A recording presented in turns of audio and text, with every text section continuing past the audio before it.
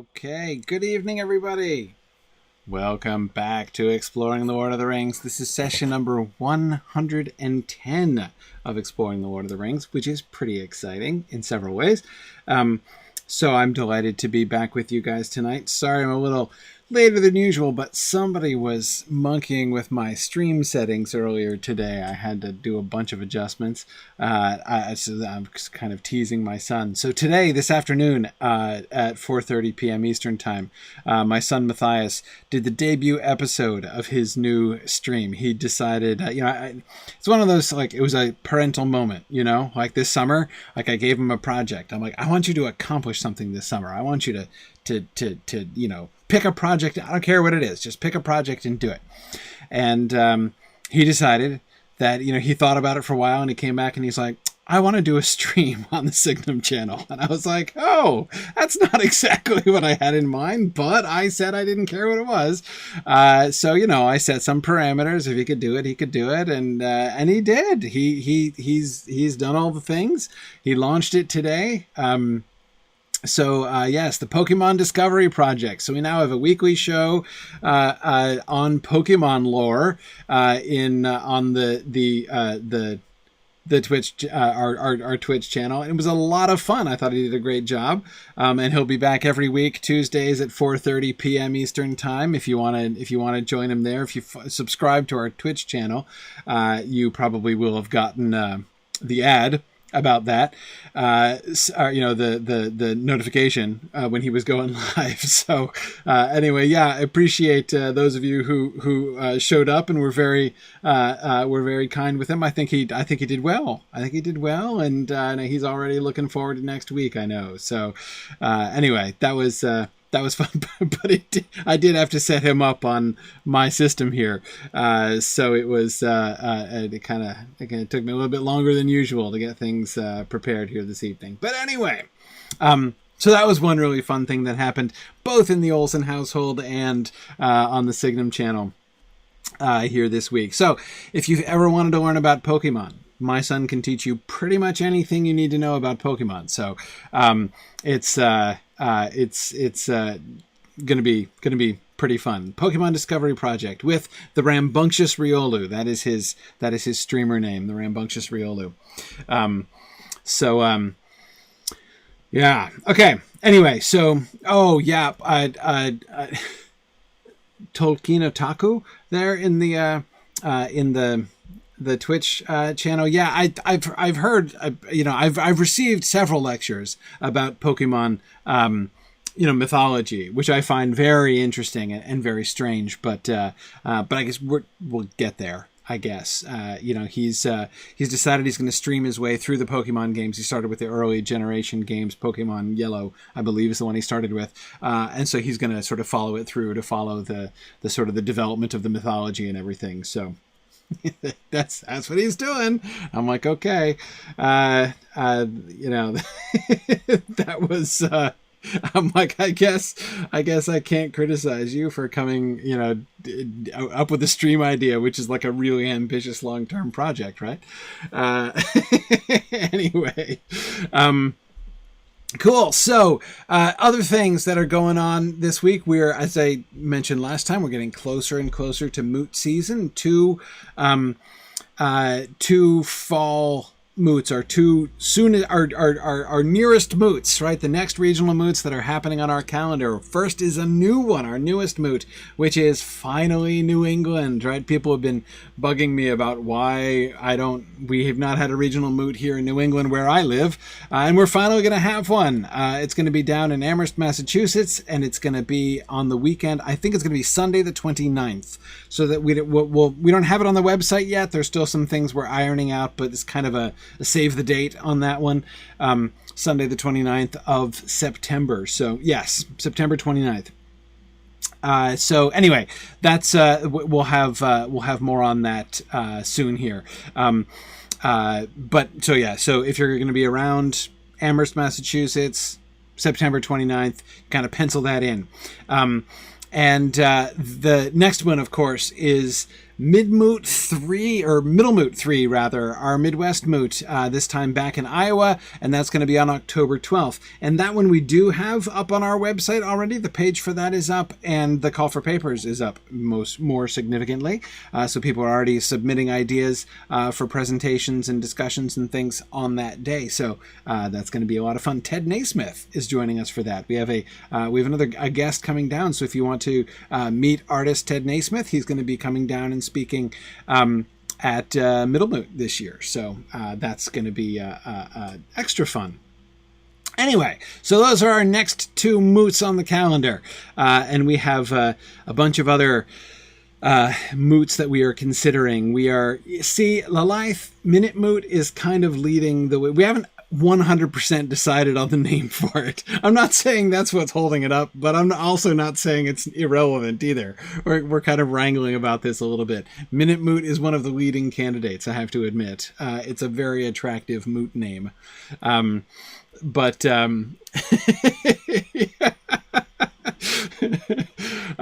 see a partisan weighing in on the Minute Moot question in the Twitch chat. This is for the New England Moot, spiritual boulders. Yeah. Anyway, so that's going to be a lot of fun. There's been some discussion. It's been, nothing is firm yet, but we've been having discussions about the possibility of doing a moot in Japan this coming year, maybe in April. Nippon Moot, I don't know, but anyway, that's the exciting new possibility for a moot that we're thinking about this year. See, Mudmore, Yankee Moot kind of suggests itself, but I can't possibly. I'm sorry. I'm like a lifelong Red Sox fan. I can't be associated with something named Yankee. I just have a hard time with that. It's a bias, I know, but I can't do that. Exactly. Yeah, Druid's Fire. That's exactly it. So yeah, it's hard. Anyway, yeah. So those are fun things that are coming up. Other things we have, of course, our fall courses, which start in a month. This Friday. This Friday is the 1 month mark before our fall courses begin. So if you are a Signum student or are thinking about auditing this semester, you should definitely register, right? As those of you who have registered for our courses before know, registering earlier matters, right? Because we organize our discussion sections, our synchronous discussion sections, in advance. So the earlier you get in, the more weight your voice has as to when the discussion sessions happen. So anyway, so that's definitely, and if you have not. If you are not yet a Signum student and you've been thinking about applying, still plenty of time to do that. Our application process is fairly efficient. You still have plenty of time to do that here in the next month before our classes start a month from Friday. So, Mad Violinist, will we be doing Mootcast for the regional moots? No, at least not for now. I'm not going to say we'll never do that, but we don't have immediate plans. This is the second year in which we've we sort of did a pilot year with a couple regional moots, Tex Moot and Middle Moot, and then we did London Moot 2 years ago. And then last year was the first time we expanded and did 7 regional moots. This year we're going for 8 or 9. So it's, kind of making sure everything happens is still sort of the priority. And I'm not really sure. I'm not 100% sold on whether or not Mootcast would be as good a thing for the regionals as it is for Myth Moot, but it's something I'm open to thinking more about down the road. But for now, we're definitely not going to complicate things with that extra layer of planning this year. Yeah, cool. So, good. Anyway, all right, so yeah, that was it. That was what I was, those were my announcements for this week. Okay. All right. Excellent. Yeah. All right. So this evening, we are going to get back to Gloin and Frodo's conversation with Gloin. I called this class the Unwritten sequel because hearing from Gloin about all of the things that have happened, you know, in the Erebor region and sort of the continuing story of really everything from Bjorn and the Bjornings up through the Lonely Mountain, it's interesting because this is, of course, all sequel material that Tolkien didn't write, right? To some extent, he ends up incorporating it into this story. But, you know, he doesn't write this story. Now, yeah, this is not an unwritten sequel in the sense that, you know, The Lord of the Rings failed to kind of be a sequel, at least not a normal sequel to The Hobbit, right? I mean, he decided to go in a different direction with it entirely. We got Bilbo's trip to the Lonely Mountain and back, and we get, you know, when he goes to write a sequel, he's just going to write either the further adventures of Bilbo or the adventures of another Hobbit like Bilbo, like his son or his nephew, as it turns out.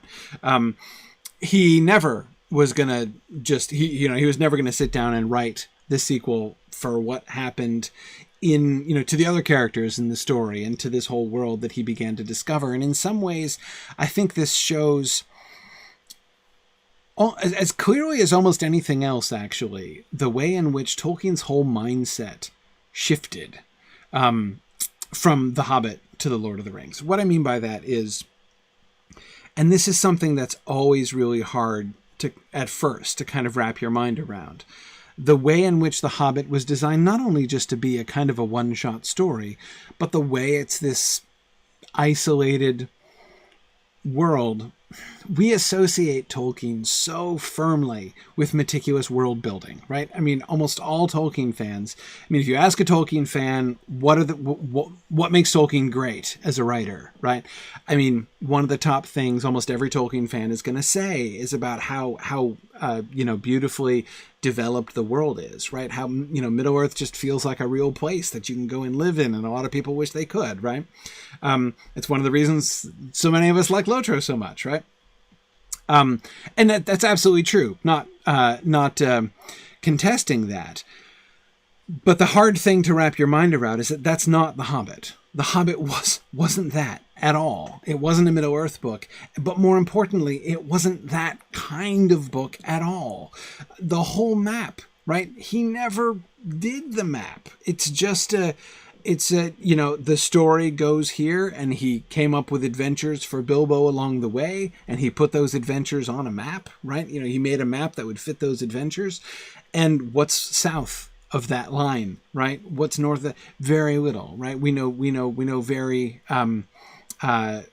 little about, you know, what the rest of that world. It's, you know, this kind of story, you know, the kind of story where he's going to be like, you know, okay, so the descendants of Bjorn, what happened with them, and, you know, how does the kingdom of Bard develop, and some of the things that we hear about in this conversation with Gloin today. When he was, you know, sitting down to do a sequel to The Hobbit, that stuff is not on the radar screen, right? We get a little bit of later on at the end of The Hobbit, right? When Balin comes to visit in the very last chapter of The Hobbit. I'm not saying he totally drops the story, but of course, even there, that's more just to close the loop on Bilbo's own story, right? As what he takes from that story is really kind of relevant to himself and leads up to Gandalf's comment to Bilbo, which ends the book, right? The comment about, you know, how he's a very fine person and Gandalf is very fond of him, but he's only a little fellow in the wide world after all, right?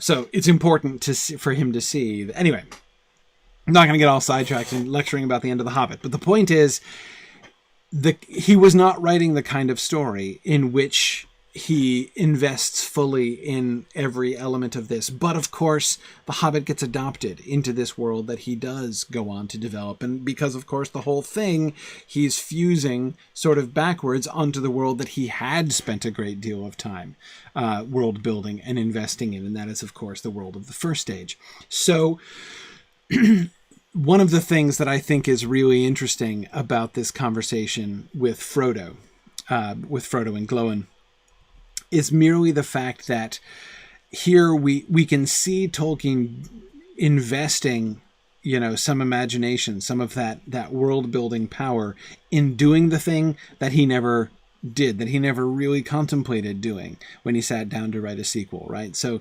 this is one of those passages which kind of, I was going to say reminds me, but that's not exact. It's not exactly like I Forget, which really sort of shows and demonstrates what a different mindset Tolkien is in, what a different world we're living in now, right? As he's doing this kind of development, this kind of world building.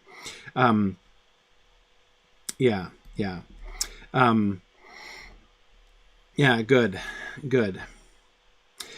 Yeah, Tony says, and that's why the origin of hobbits is so mysterious. They didn't really belong in the Silmarillion world. No, exactly. Of all the things in The Hobbit, hobbits themselves are really one of the only things which just kind of emerged, right, totally independently of that earlier tradition. I mean, almost everything else that Tolkien did, right, most everything else that Tolkien described or whatever, were in had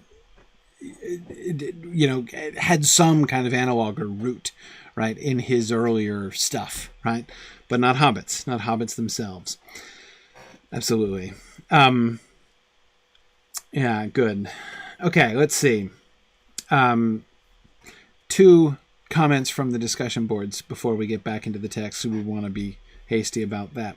Hang on. So Lilith says, could we say that Tolkien didn't write the origin of hobbits because he didn't know where they came from in his own imagination? Well, yeah, in a sense. I mean, he first of all, there's always...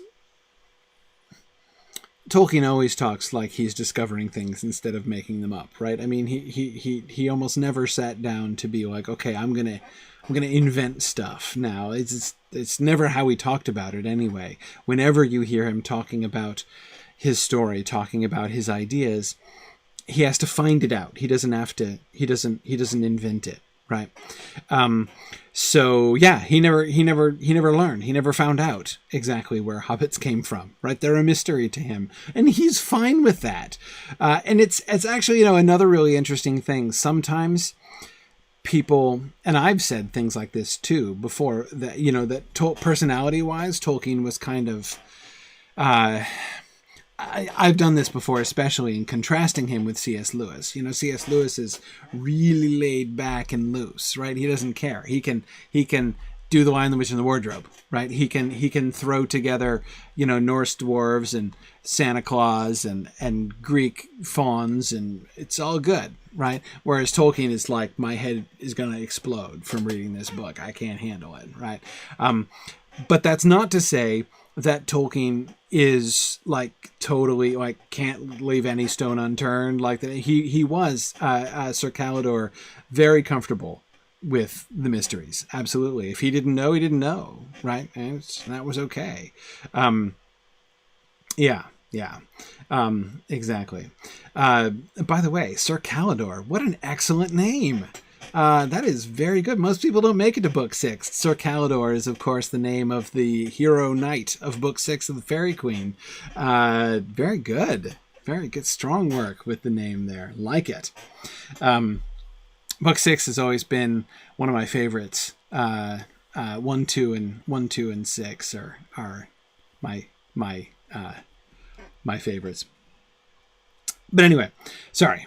Book 4 is super fun, I have to admit. I mean, they're all fun. I mean, what's not fun about the Fairy Queen? There's no parts of the Fairy Queen that aren't fun. Well, 1 or 2, but they're short. Anyway, yes, and Blue Wizard, you're right. Tolkien was also very aware of the power of mystery as well. It wasn't just like, he's like, I'm too lazy to answer or whatever.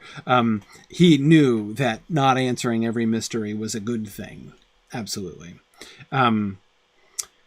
Yeah. Okay. Anyway, back to the questions from the discussion, or the comments from the discussion board that I was going to get to. So Not a Cat was talking about Frodo's cushions from last time. It says, Frodo is raised upon several cushions and scatters them when he bows to Gloin. But do we actually know how big those cushions would have been? I imagine modern readers might think of huge cushions as big as Frodo himself, but I'm fairly sure that even in J.R.R. Tolkien's day, they weren't nearly that big, and how can we guess how large Rivendell cushions might be? If they were about a foot square and only an inch or so thick, he could indeed sit upon a stack of them and be very comfortably supported in his chair. Yeah, I absolutely, Phil. That's what I always thought myself. When he is raised up on several cushions, I'd always imagined those were like seat cushions, not like not like throw pillows, or like certainly not like the kind of like large poof that you might just sit on all by itself, right? These would be like, or like the kind of cushions that you can sometimes see in like on the seats of like church pews, newer school church pew, old school, new school church pews. Anyway, yeah, exactly. Like the kind of cushions that get tied onto the back of wooden chairs. Yes, exactly. Those are the kinds of cushions that I've always thought of too, relatively thin. Cushions, which of course also makes sense why they would get scattered when he sits down. Like those cushions get tied onto the back of chairs for a reason, right? And it's not just because the kids will run away with them and stack them places if you don't.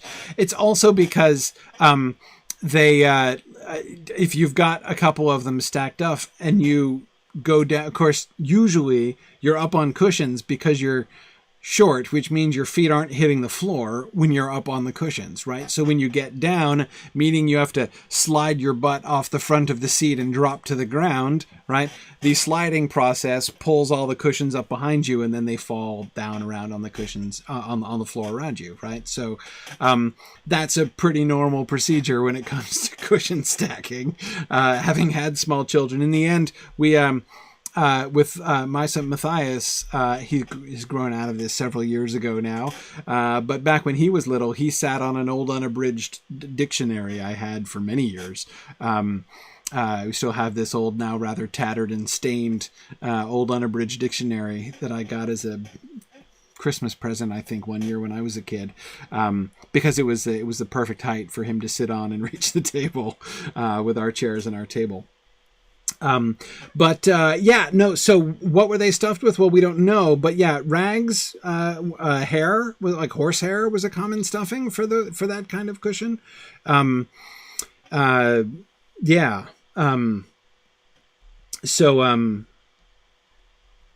Wool, sure, possibly. I mean, any one of those things, but of course, one of the things, it's going to be, it's going to be a smaller, it's going to be more compressible, right? They're not going to be like, like memory foam or, some large synthetic fiber, puffy synthetic fiber or something like that. Emma Thorne, it's true that a dictionary might seem like a strange Christmas present, but it was... I've always loved words, right? So that was a special present for me. Actually, one of my best presents ever was the first time I ever got a thesaurus. Oh man, like that changed my life. That did. But anyway, so Valori is thinking about how much elves would like memory foam. So true.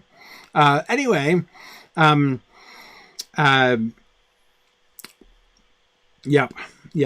So that's, I assume that's the kind of cushion, because I don't know how high the table is. He does have a suitable chair, which I would imagine would be maybe set up a little bit high. Not exactly a high chair like for a little kid, but probably a little higher, and then with a couple cushions, he'd probably be okay. Sarah's laughing because Valamoinen, still love that name, says it would be foam full of sad memories. Exactly.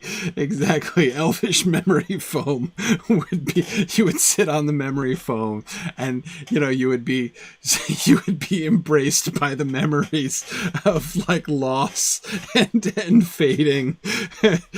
All of the autumns that have been. Oh man. Yeah. Niana cushions. Exactly. Valori, that's what they'd call them for short. Yeah. Absolutely. The mattress of unnumbered tears. Exactly. That's just, but exactly, Mad Violinist, those cushions would make them happy in an elvish kind of way, as Sam might say. Absolutely. Absolutely. Oh, good. Anyway, so I believe in a comment to this, Ardent Crayon was inviting me to speculate about the possibility that Frodo's cushions were in fact spiritual cushions. To which I say, ha ha, laugh it up, Crayon. Anyway, okay, let's move on, Mr. Spiritual Cushions. Okay, next one. So this is from Fourth Dauntless. During last week's class, we had a spirited argument about whether Frodo's reluctance to reveal the nature of his quest was due to the influence of the ring or due to simple caution. This got me thinking about how the ring acts on Frodo's will, and I wrote a long post about this on the general discussion board. One thing I noticed as I was hunting through the text is that the presence of a Black Rider seems to have a dramatic influence on how the ring behaves. When the ring influences Frodo at Bag End and in Bombadil's house, its mental influence is like rationalization. How rich and beautiful was its color? How perfect was its roundness? Etc. That, of course, in Bag End. When Frodo is contemplating chucking it in the fire, right, at Gandalf's instructions. When the wraiths are present, the ring feels to Frodo much more like an outside influence beating upon his will. This seems to be true whenever a wraith is present, regardless of whether or not the wraith is the Witch King. In fact, the ring acts much like it does when Frodo gets close to Mordor, simply beating upon his will. I think this shift might imply a lot about the relationship between Sauron and the Nine. They seem to carry a little bit of him with them, so their proximity acts much like Sauron's own proximity, albeit with reduced range. There's a lot, of course, to parse here. Let me kind of start at the end, very briefly, Fourth Dauntless, and then go back to the beginning. With the stuff at the end, here's my problem. I am not 100% convinced that it's proximity to Sauron that's actually making the ring act like that as it's getting towards Mordor. It seems to me that it's the ring itself that is changing. I mean, okay, obviously it's the ring itself that is changing. The ring is changing because it's getting closer to the source of its own power.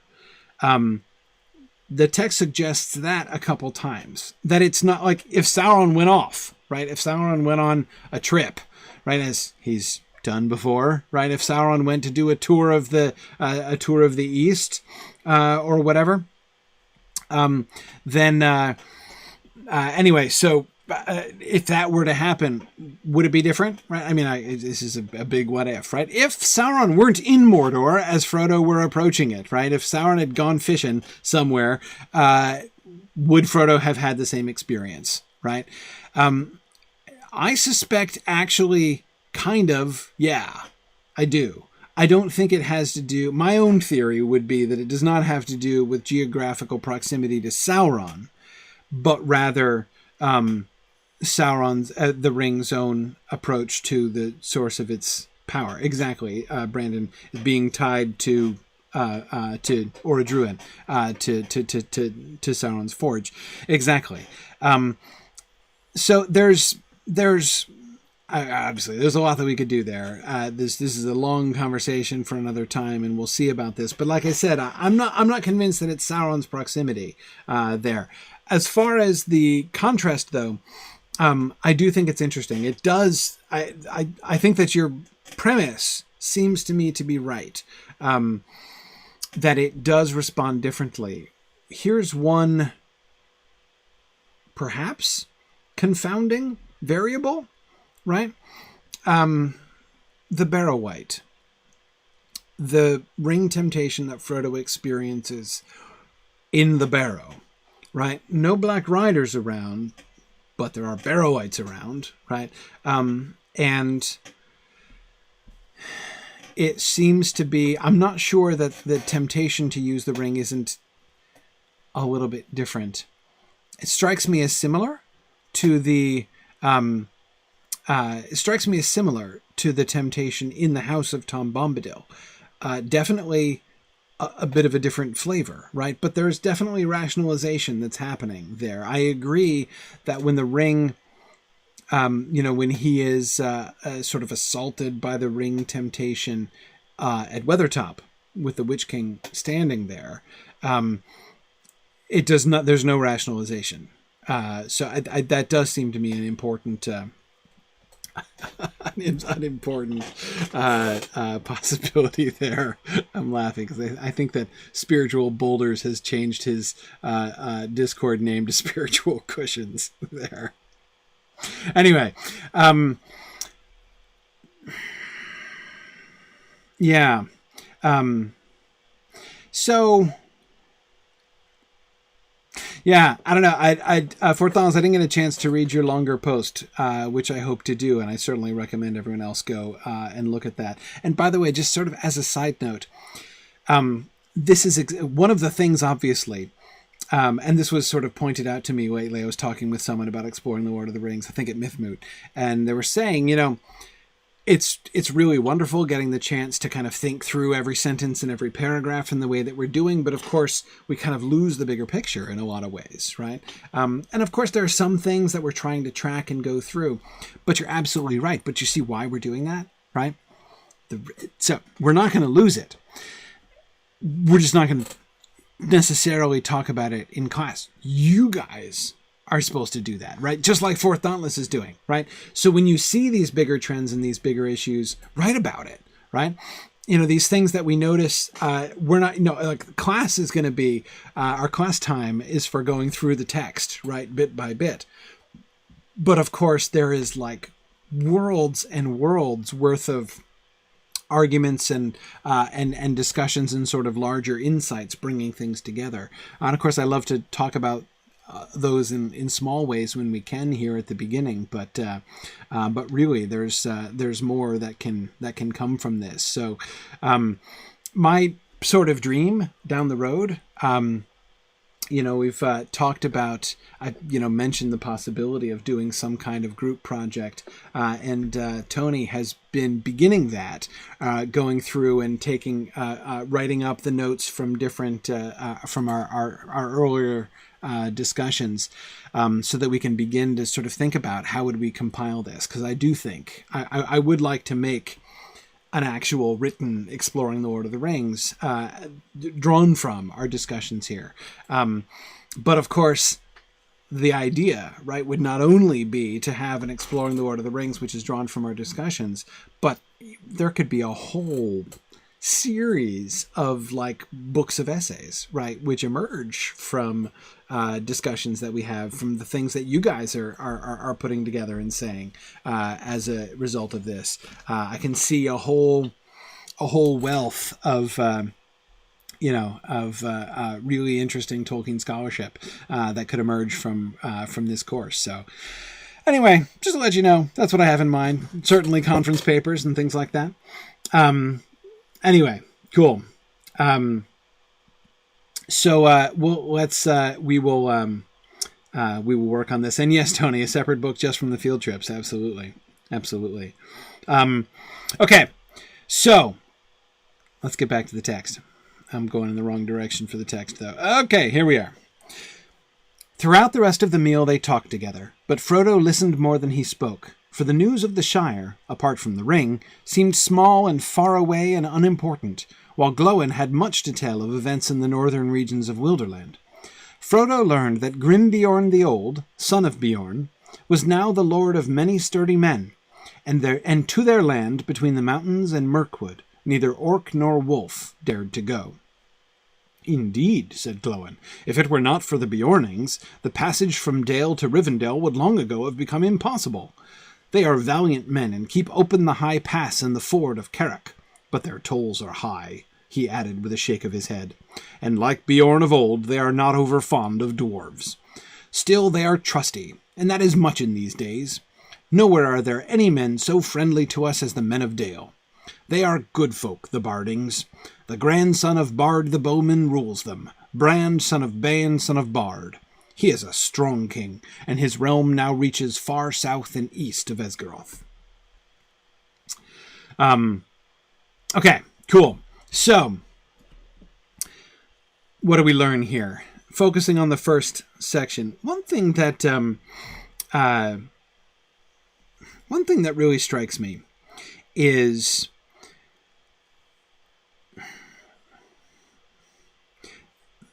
the way in which these lands are said to develop. So you remember in The Hobbit, right? I talked about the kind of string of beads, kind of, adventure tale that The Hobbit was.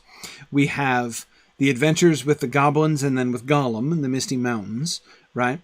And then we have the meeting with Bjorn, right? And then, of course, the eagles, the wolves, and then the eagles, and then Bjorn's house, and then the trip through Mirkwood, and the spiders, and the elves, and then down by Barrel to Lake Town, right? And then we're in Lake Town, and then up to the Lonely Mountain. So those are the things that we have, right? That's Tolkien has a map, right? It does include this region, right? And so he has all this stuff kind of worked out. So fine. So how do we develop this? How do we move this forward? The Mirkwood itself, right? Remember at the end of The Hobbit, everybody was anticipating that is the elves of Mirkwood in particular were anticipating that everything was going to get better now because the necromancer had been kicked out of Mirkwood, right? He was the bad apple that was, causing everything to go bad in Mirkwood. And so when he was kicked out, everything was going to be fine, right? That was how it looked at the end of The Hobbit. That doesn't exactly pan out, right? Because, of course, Sauron doesn't give up Dol Guldur. He just leaves it. But he leaves it to his lieutenants and they still use it a lot, right? So the evil has not passed out of Mirkwood. So Mirkwood is still dangerous. Okay, fine. But outside of Mirkwood, things all seem to be getting better, right? We've got, of course, we had Esgaroth, we had Lake Town, which was as far as we could see, a fairly isolated human settlement.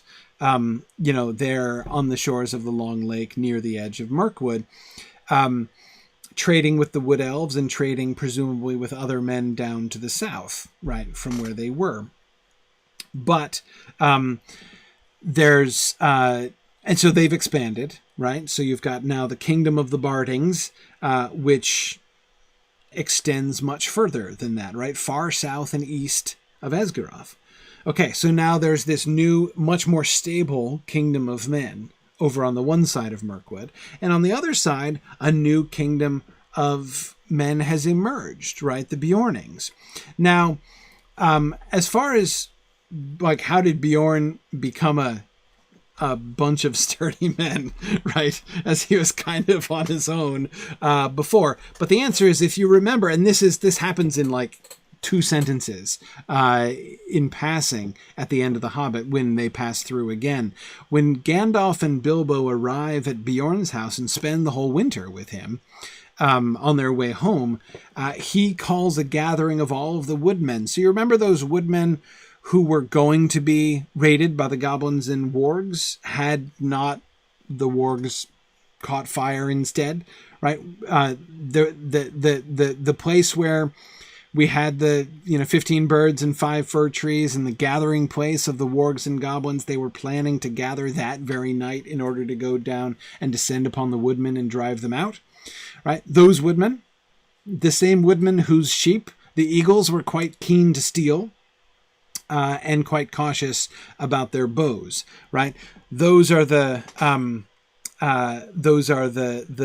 woodmen that we're talking about. So yeah, those get called. So Bjorn summons them together, and we're told again in a sentence that he later on becomes their chief. So he becomes not just the lord of his own house and out of touch with all of his own kind, though there's the question, of course, about what exactly his kind is, right? But anyway, yeah.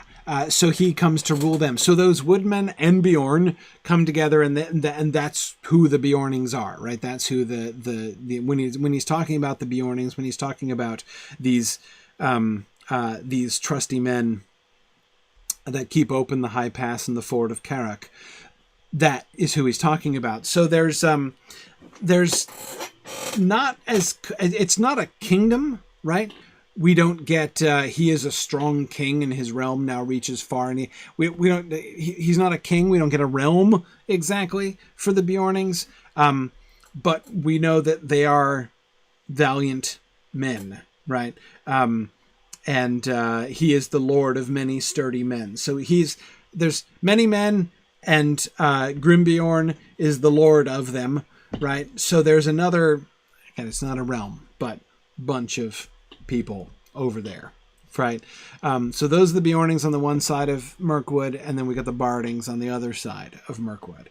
In other words, from a geopolitical standpoint, things have kind of gotten better in this region since the time of The Hobbit, right? When it was the whole business, remember, was just the wild. And that was one of the points, right? It was a whole bunch of, realms which were wild in different ways. Not always bad, right? I mean, the Eagles and Bjorn were helpful and friendly, but still very wild, right? And the elves, of course, are their own issue, right, in Mirkwood. So the whole thing was this one big area of adventure. Things have now changed, right? Mike, exactly. Smaug is gone. No more dragon, right? Dragon replaced with kingdom of dwarves, allied with growing kingdom of men. Necromancer gone. Dol Guldur still an issue, but necromancer gone. And yes, the goblins were decimated, so for a while that got better, but we've been told already earlier on that the goblins have recovered from the Battle of Five Armies, as far as their numbers are concerned.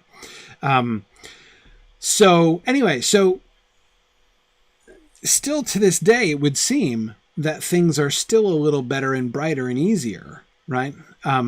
So it's interesting to me that Gloin speaks of difficulties, right? If it were not for the Bjornings, the passage from Dale to Rivendell would long ago have become impossible, right?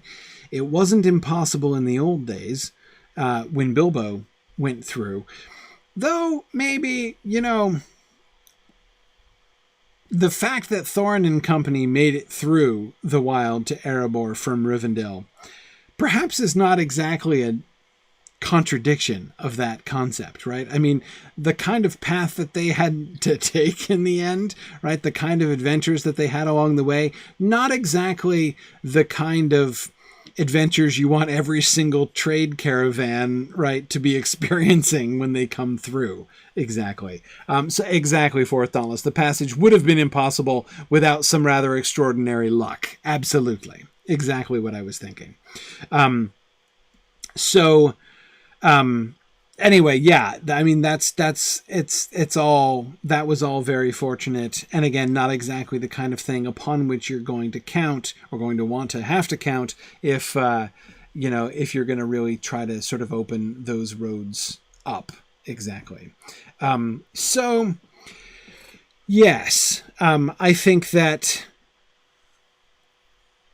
they keep open the High Pass and the Ford of Carrick. The High Pass is the pass, I believe, that they're referring to the pass that they tried to cross, right? The pass where they got waylaid in what was called the Goblin's Front Porch, right? So the High Pass and the Ford of Carrick are both two passages which the Bjornings keep open now, so that there is a regular and protected road. That the path which the company was following in The Hobbit was meant to be a good path, but it was not being maintained by anybody, right? It was not being guarded and protected by anybody.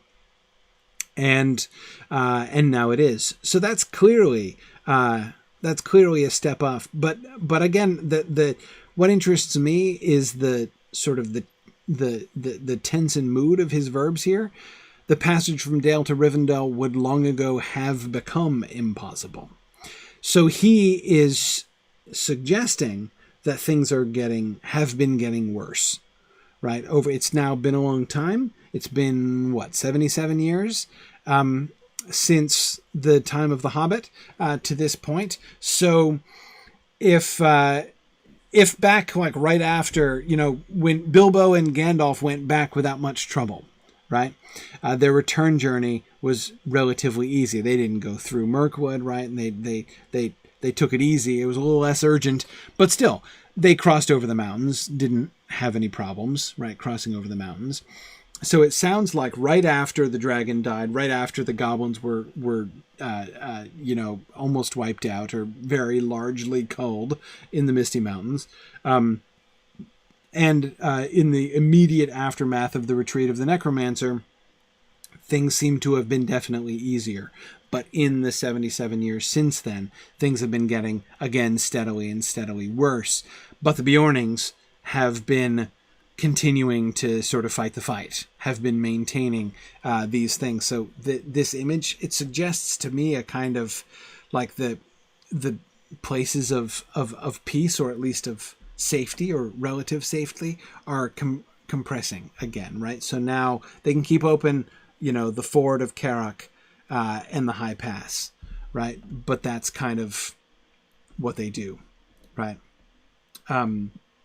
What they seem to be able to be capable of maintaining.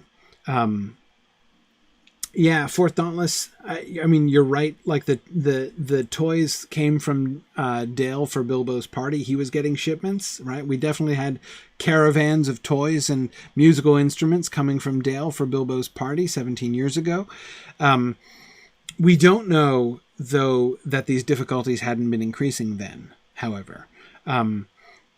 Because, again, they would have come across the ford of Carrick and over the High Pass, which the Beornings are maintaining, right? And they would have had to pay, the dwarves who were bringing that caravan would have had to pay a stiff toll to the Beornings on their way through, right?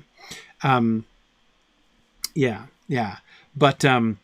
yes, Tony, I'm also remembering that too, that in the very beginning of chapter 2, in the years after Bilbo's departure, bad news does seem to pile up more. And I do think that there is some reason to think that it has been in the last 17 years that things have gotten,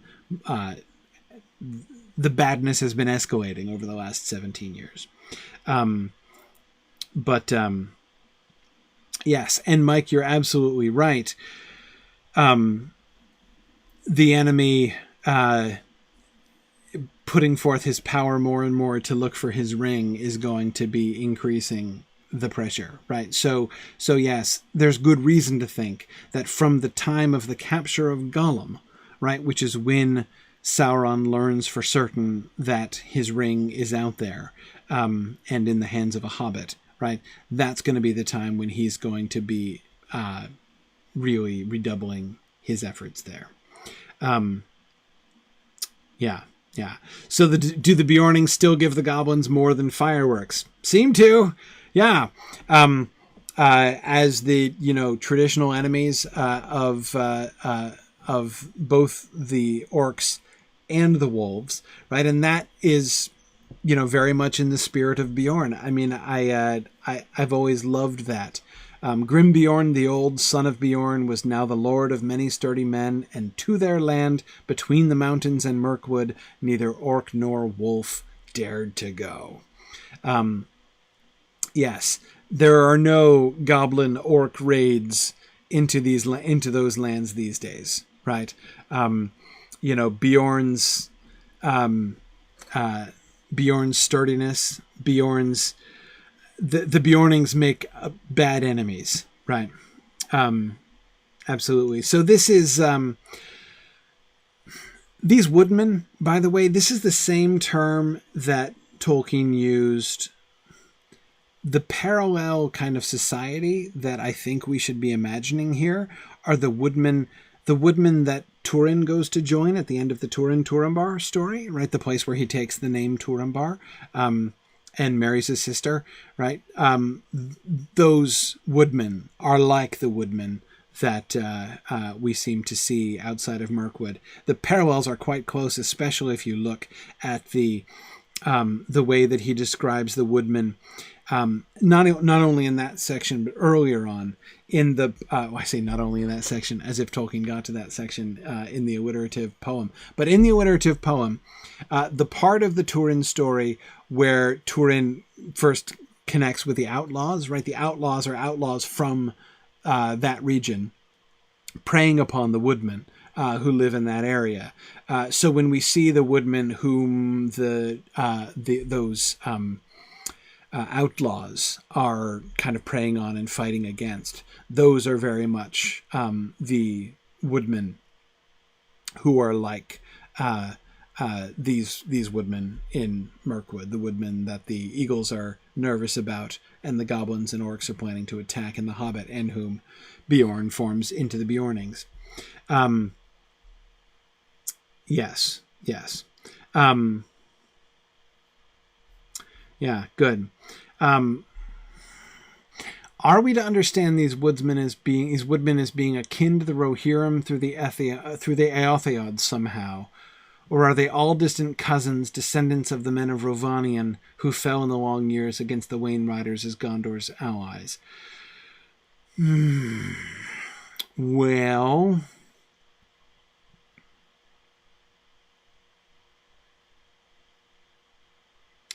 I've always understood the Bardings to be more the sort of direct descendants of all those chaps in the Gondorian history with the Gothic names, right? Yeah. Valori, that might necessitate another field trip. I agree. They definitely could both be. I mean, I don't see any reason why they shouldn't be. Yeah, I definitely don't see any reason why they shouldn't be. Yeah.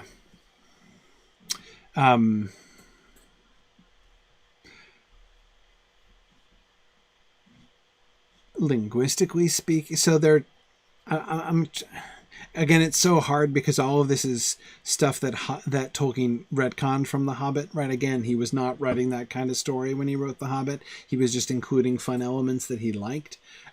So a lot of the stuff, if you want to look at the linguistic stuff, like, oh, well, doesn't the fact that the Bardings use Norse names, doesn't that suggest that, there's a link? Well, yeah, sure, except the fact that the Bardings use Norse names was a piece of retcon of Tolkien's later on, right? So it doesn't exactly kind of go back, but anyway, yeah, no, I mean, we certainly don't have any other positive reason to think elsewise about the woodmen, I think. Yeah. Anyway,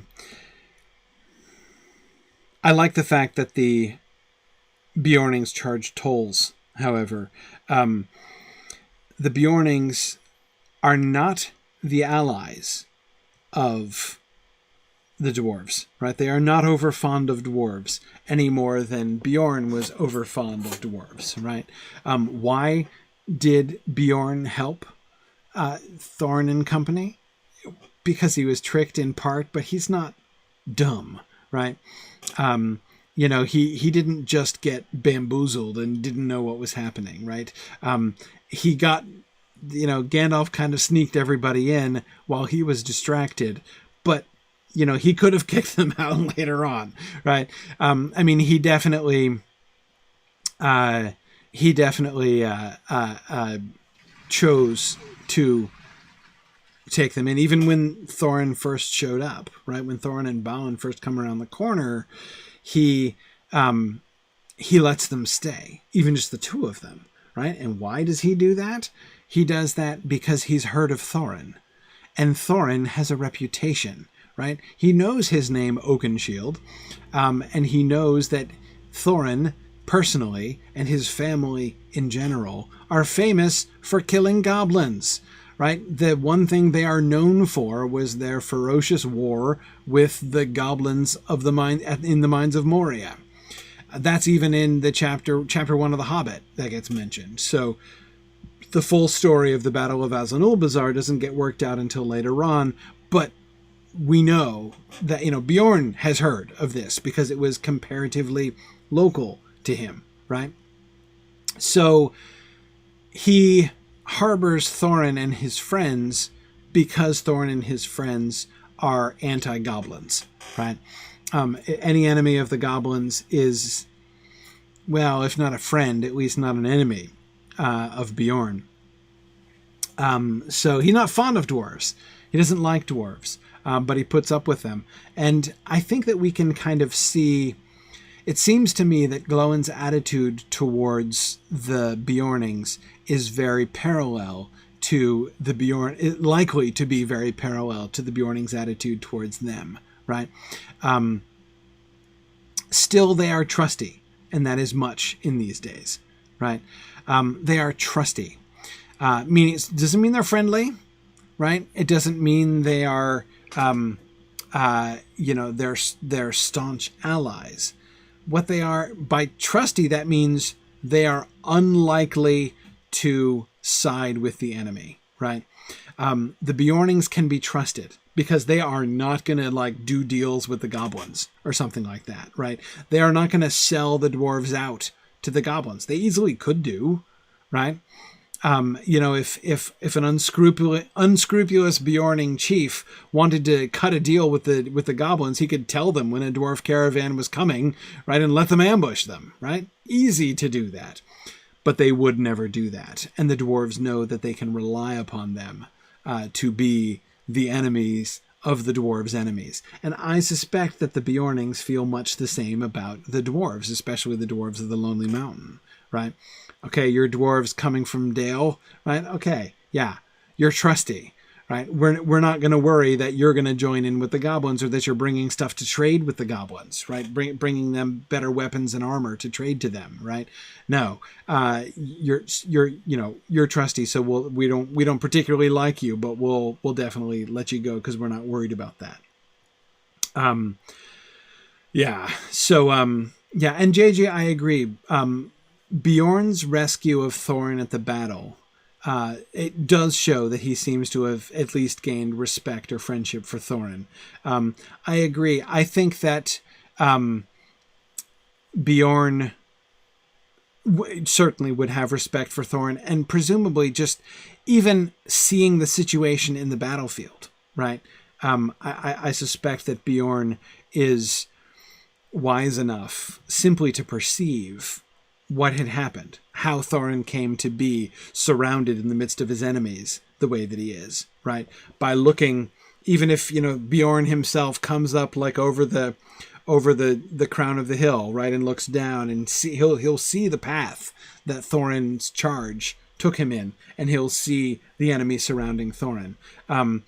So the respect that he gave to Thorin by allowing him to stay in his home would, I think, be amplified by what he would be seeing there on the battlefield that day as well. Yeah.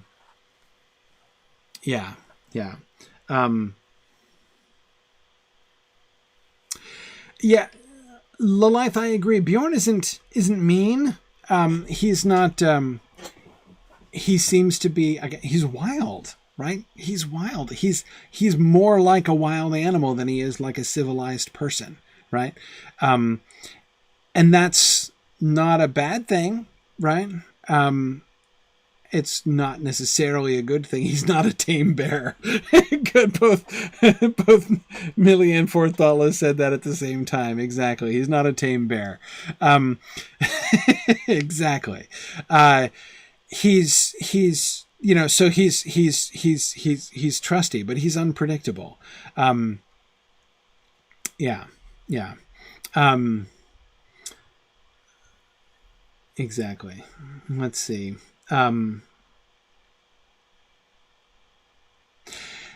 Matt points out that it's odd that Bjorn seems fond of Bilbo in a way that he's not of the dwarves.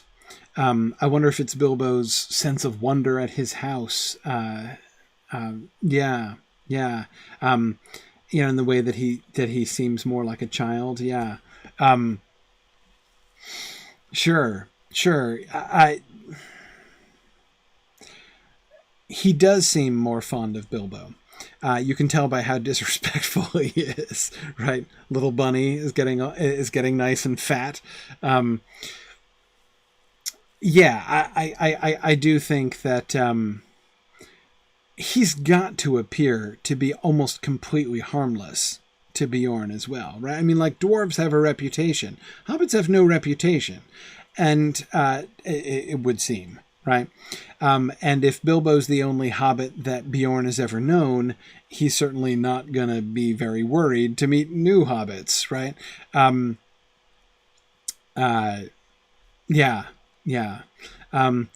I do think that there's something to be said about Bilbo's cuteness and charm. Absolutely. He must look completely adorable to Bjorn. I absolutely agree with that. And certainly he would have had a chance to get to know Bjorn. Bilbo and Bjorn would have had a chance to get to know each other when they returned. I definitely, I can definitely see why he would put Bilbo fairly quickly into a new category.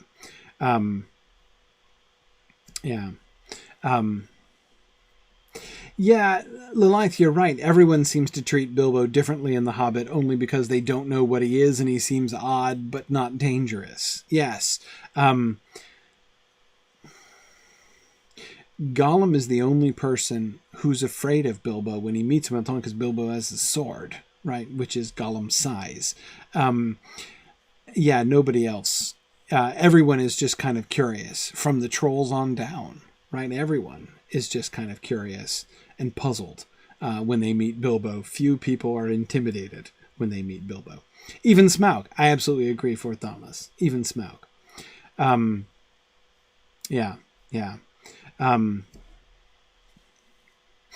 it's interesting. I mean, you might think that somebody like Bjorn, somebody as non-tame as Bjorn is, might start off with a kind of default distrust of anything new, right? But that doesn't seem to be the case, or at least isn't applied to Bilbo, right? It seems with Bjorn, it's those that he does know that he doesn't trust, right? He doesn't trust he knows the orcs very well, right? He knows the wargs very well. He knows dwarves, it seems, reasonably well, and he doesn't trust any of them, right? Yeah.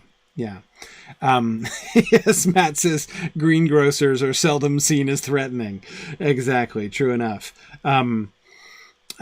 Yes, exactly. And Tony, I was thinking about the flowers too, how much Bilbo loved Bjorn's flowers.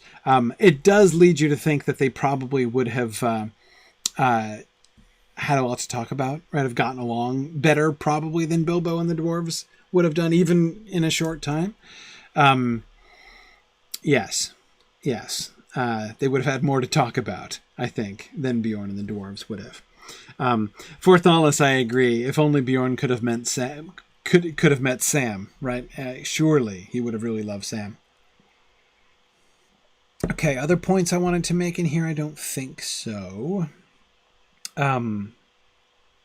Interesting, the distinction between they are trusty, which is what Gloin says of the Bjornings, and they are good folk, which he says of the Bardings. They are good folk. They are friends. He appreciates the Bjornings. He's glad that they're trusty. It is important to have them for allies because of the passes, right? But he regrets their tolls. They can't really be friends. They can't really be allies or friends, right? Because they charge them so much for their tolls, and the dwarves resent that, right? But the dwarves and Gloin seems to genuinely like the the Bardings and respect them and even admire them, right? Yeah. Matt was asking if the naming of people by their founding chief is a norm for the dwarves, or is this just for this passage? That is a great question, but I think it's not a dwarfish custom. I think it's more of a human custom.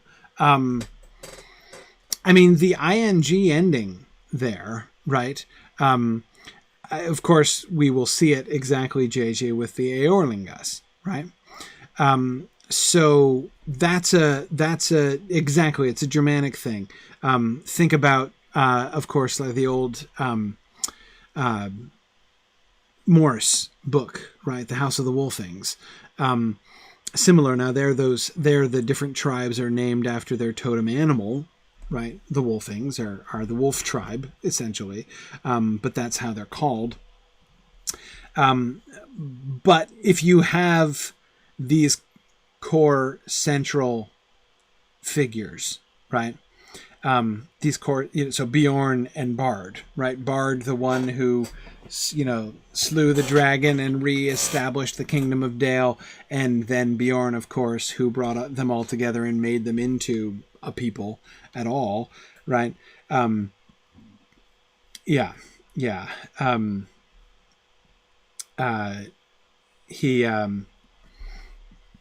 It makes sense that they would take those names, right? That they would call themselves the Bardings and the Bjornings. But again, I think it's not necessarily an insight into dwarvish nomenclature, because again, the form of the nomenclature, at least, is human. It's Germanic. Whatever Norse, Anglo-Saxon, Gothic, whatever it is that any of them are speaking, right? It kind of works for that. Of course, Matt, we do see that,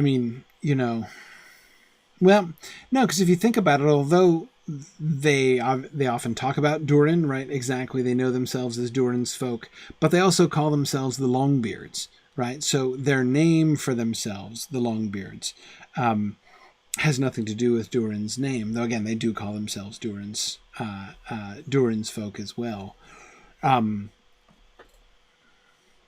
Yeah, but it does seem to me that it's not a dwarvish thing, but a human thing. Would be my reading of that.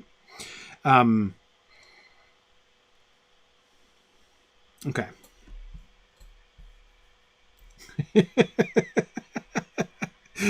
Matt is saying that then the elves who lived in Holland would have been called the Celebrimborings. Yes, I suppose they would have been by the local men. Yes. Yeah.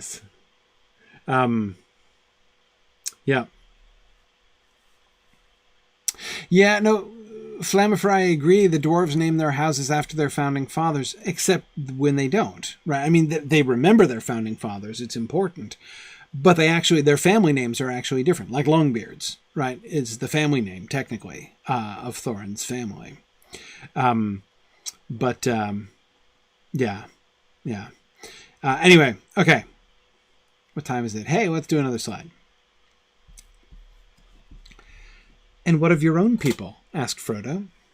"There is much to tell, good and bad," said Gloin, "yet it is mostly good. We have so far been fortunate, though we do not escape the shadow of these times. If you really wish to hear of us, I will tell you tidings gladly, but stop me when you are weary. Dwarves' tongues run on when speaking of their handiwork, they say." And with that, Gloin embarked on a long account of the doings of the dwarf kingdom. He was delighted to have found so polite a listener, for Frodo showed no signs of weariness, and made no attempt to change the subject, though actually he soon got rather lost among the strange names of people and places he had never heard of before. He was interested, however, to hear that Dan was still king under the mountain, and was now old, having passed his 250th year, venerable, and fabulously rich. Of the 10 companions who had survived the Battle of 5 Armies, 7 were still with him: Dwalin, Gloin, Dori, Nori, Bifur, Bofur, and Bomber. Bomber was now so fat that he could not move himself from his couch to his chair at table, and it took 6 young dwarves to lift him. Okay. By the way, yeah, Tony, I am so behind Gloin on this, right? Like, how delightful it is to find a polite listener who shows no sign of weariness and makes no attempt to change the subject. Believe me, I can appreciate that. Absolutely.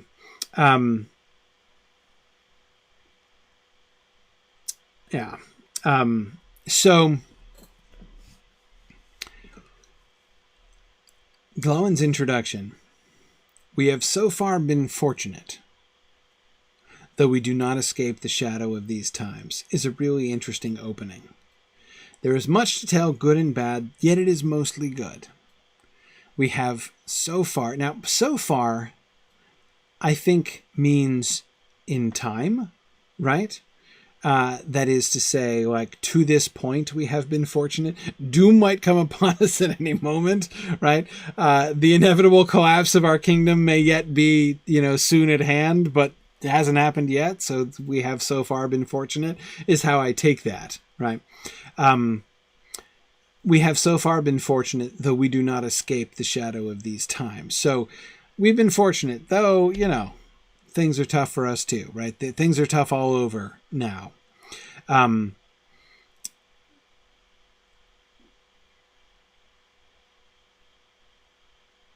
trying to think about fortunate. Of course, the reason I'm pausing here is that I can't help but think, it just kind of just occurred to me, laying the emphasis on fortunate there. This is Erebor. This is the Lonely Mountain, right? When I think about good fortune in the Lonely Mountain, I can't help but think about Bilbo and his luck. So I was just kind of pausing there for a second, asking myself, do I think that Gloin is thinking in those terms? No, I don't. I think it's more general. Yeah.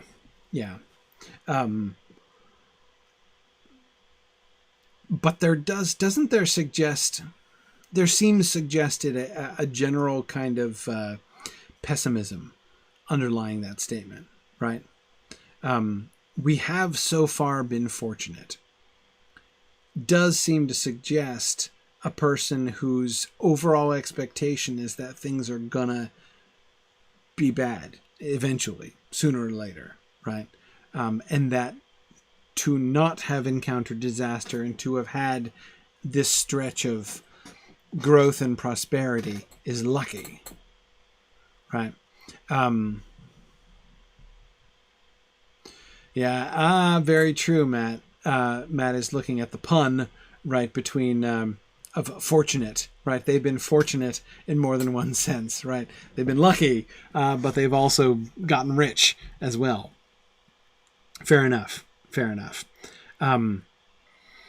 Yes. Good. Tony, I agree with you. It also does mean that they're not living in an isolated way like the hobbits were, right? Like the hobbits in the Shire. The hobbits have also been fortunate, but they don't know that they've been fortunate.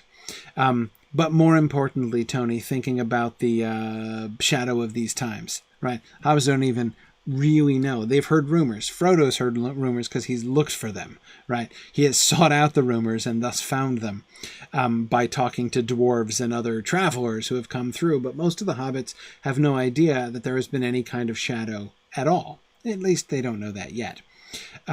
So yes, it is interesting to see that the dwarves, though we might think or sort of assume that they're kind of isolated inside their mountain, the Lonely Mountain isn't that lonely. And yes, Valamoinen, they don't have rangers protecting them either. Also a perfectly fair point. Yeah. Yes, good. Catriona, that's interesting. Catriona points out that Gloin still remembers being homeless for decades. She says, I don't think any of them from his generation would be a bit reticent to trust that their fortune would last. Yeah, exactly. That they, yes, those who grew up in hardship are much more likely to think like, well, things are going well now, but this can't last forever, right? Catriona, is Gimli likely to be less pessimistic than his father. I mean, Gimli was still born in exile, right, and remembers it clearly, but didn't experience quite as much of it as his dad, right? Yeah. Yeah, and it does also make the dwarves appreciate their good fortune. Yes. Yeah, exactly. And as Fourth Dauntless and Matt were both saying, that shadow of these times is, the not escaping the shadow of these times may also simply be a kind of a veiled allusion to that topic which Gloin said they shouldn't talk about, right? That is the emissary from Sauron that brought him or sent Gloin there. Yeah. Yeah, exactly.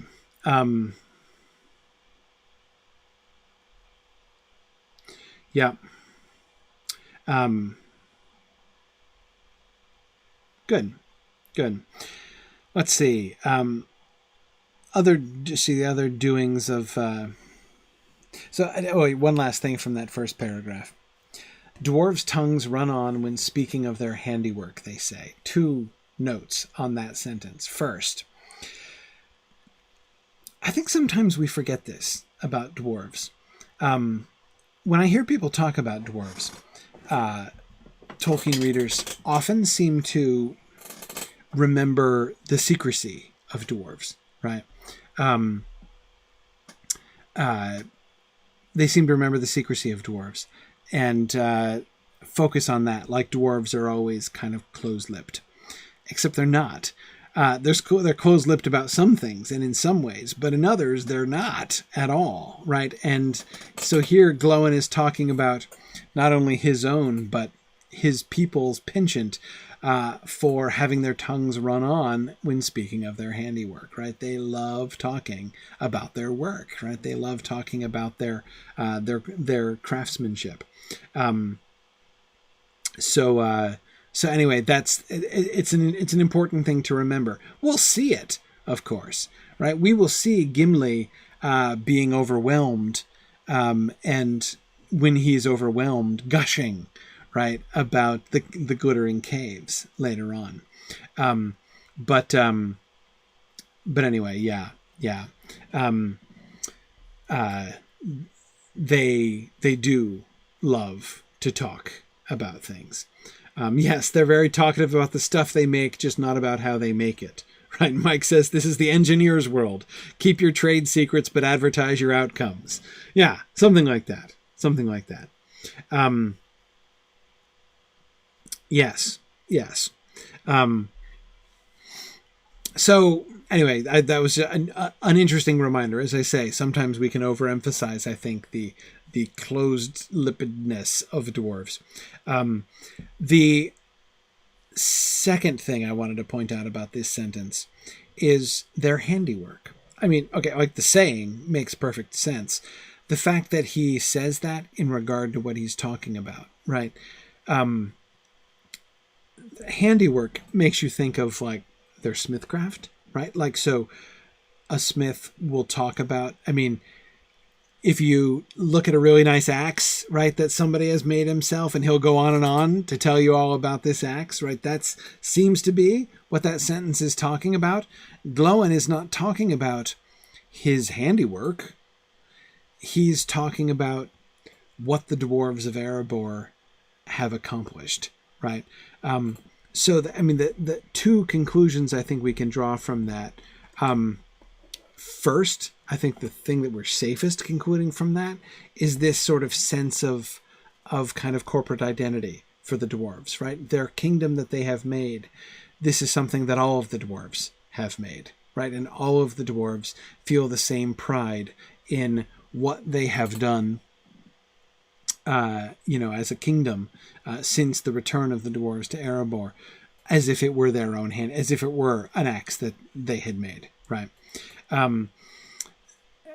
But the other thing that I wonder is Gloin's own role here. Gloin is a very important dwarf, right? I mean, he is one of the companions of, one of the 12 companions of the great Thorin Oakenshield.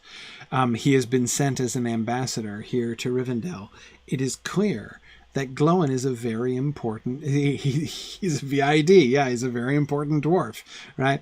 I don't know exactly what position Gloin has in the Lonely Mountain, but I think that there's it's the word handiwork, right? Had he used a broader term there, right? Even like work, right? Dwarves' tongues run on when speaking of their work or something like that. But handiwork makes it sound like, again, like a craft that you yourself forged. And I wonder if there's a sense in which Gloin himself, as one of the leaders of the Lonely Mountain dwarves, definitely feels like this kingdom is in part his own handiwork. And not entirely, but in part. And you know what I can't help but remember? What I can't help but remember is the original contract, the original bargain with Thorin and company. What were they going to do?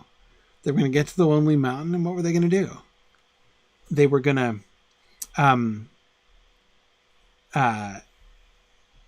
split it up, right? They were going to divide it into 14 equal shares. Exactly. They're going to, Luke, they're going to split the treasure 14 ways, right? And it's almost like that didn't happen, right? And there could be no thought of that, of course, as we get already by the end of The Hobbit. And yet, in a different sense, they do, right? In a different sense, they do. I think that we can see that all of them do have a share in this. It seems that all of those dwarves that came in are now very important dwarves. And we can, we don't get much information, like, what's Bifur doing these days? We have no idea. We never had any idea really what Bifur was up to most of the time.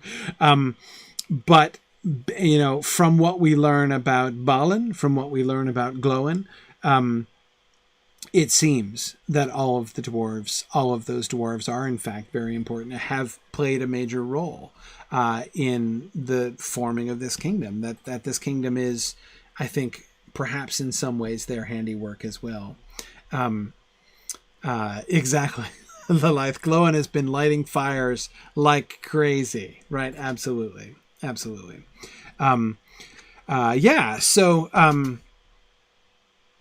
So I do think that this is, I still would lay the primary emphasis on that first point that I made, this sense of the kind of corporate identity, right? That the kingdom is the handiwork of all of us, of all the dwarves of the Lonely Mountain.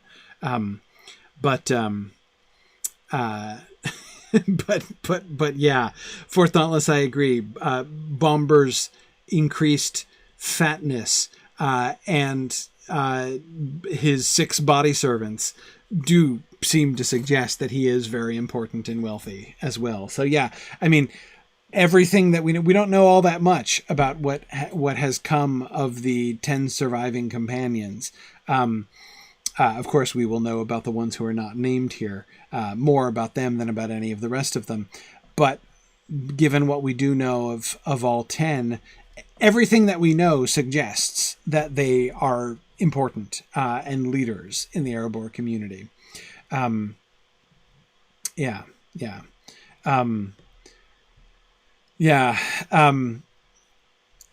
of course, we still get, this is like the last fat joke at Bomber's expense. I think this is we're finally done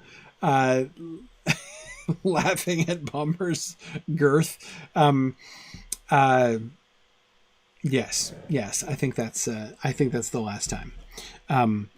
But notice it still seems that's still a joke as far as I can see. It's still a joke.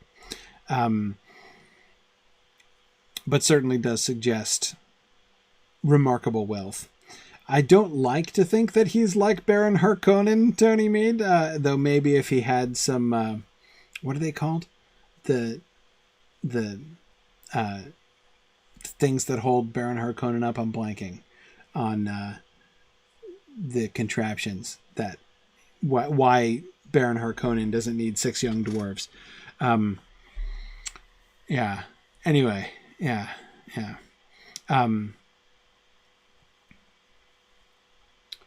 Suspensors. Yes. Suspensors.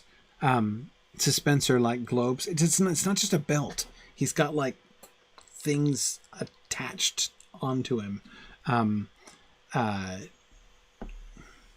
hold him up even when he like dies. And suspensor globes. Okay, yeah, globe. I thought there were globes involved. Yeah. That I think that's right. I think that's right. Got to read Dune again. It's been a couple years. I haven't read Dune since we did the Mythgard Academy's class on it. I need to reread Dune, obviously. Maybe one of these days I'll take the plunge and read all the rest of the Dune books, like everyone tells me I need to. But I've never dared to, because I hear they get really bad. And the one time I tried, I didn't enjoy it. Anyway, we'll see. We can revisit it when the film comes out. Agreed. Yeah. Well, yeah, I won't go on to read the stuff by his son Scudo, but I will. But the other books by him, I'll give them another shot. I started Dune Messiah. I got about halfway through and I didn't like it. But I'll give it another shot. That's someday that will happen. Okay. Other points I wanted to make. Love the fact that Dan is praised for being 3 things. Being old, venerable, which kind of means old. Like he's old, he's really old, and he's fabulously rich. This is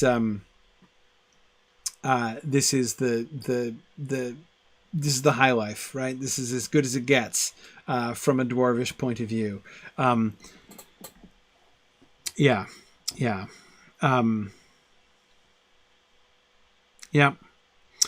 He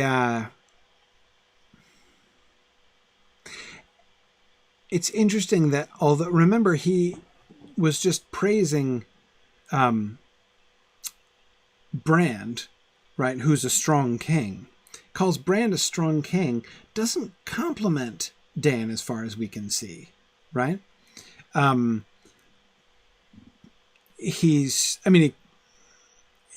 Apart from saying that he's fabulously rich, right?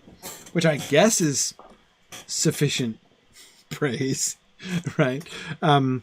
But his strength as a king, he is a good king, right? We could see that right away. We could see that from as soon as he starts giving away the treasure, right? Doing with the treasure what you're meant to do with treasure. In The Hobbit, we could see that Dan was going to be a good king. And he does seem to be known for generosity, Tony.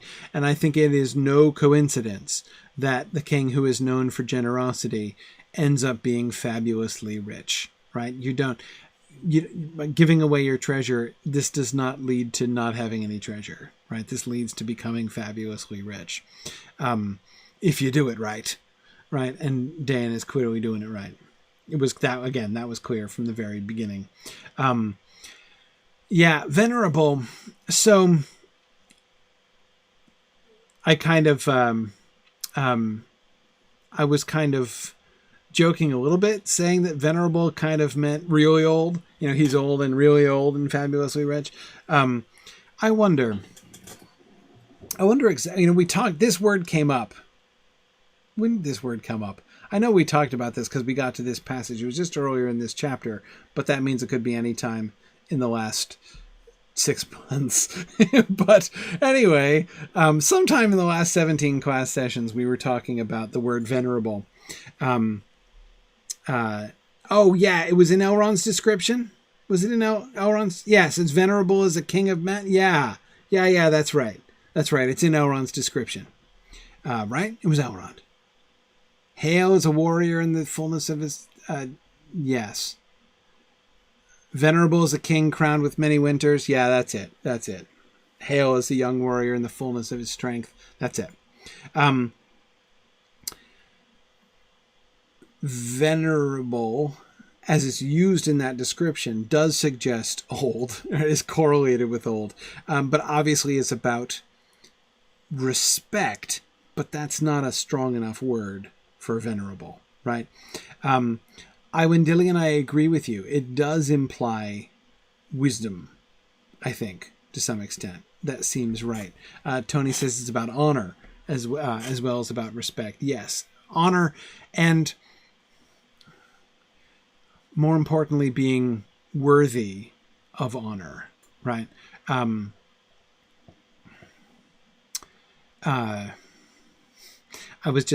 think I mentioned recently, I've been doing a little C.S. Lewis reread lately. I hadn't done it in a couple of years. And I was just reading The Abolition of Man, in which Lewis talks about describing things like calling a waterfall sublime, and about how that word is not, like, when you apply the word sublime to a waterfall, you're not describing your own feelings, you're describing the what the waterfall is worthy of, like the kind of reaction that the waterfall is worthy of, right? So venerable, someone who is venerable, it's not just saying this is a person who has honor, right? It is a person to whom honor and reverence is appropriate, right?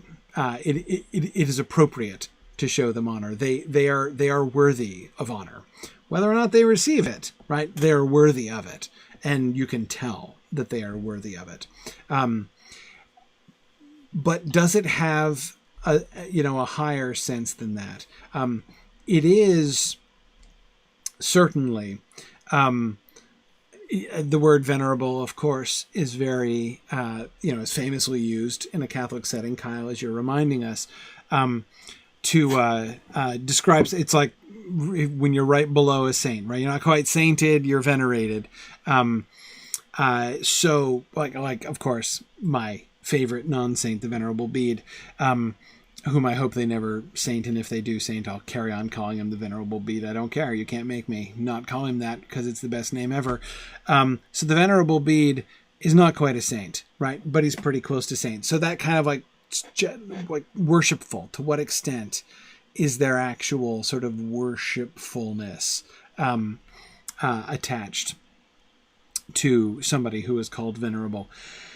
I don't think that Tolkien's use of the word in either one of these passages, here or back in the description of Elrond, implies anything like that kind of Catholic usage. To be venerated in that kind of formal sense, like to have prayers said to you, or that kind of thing.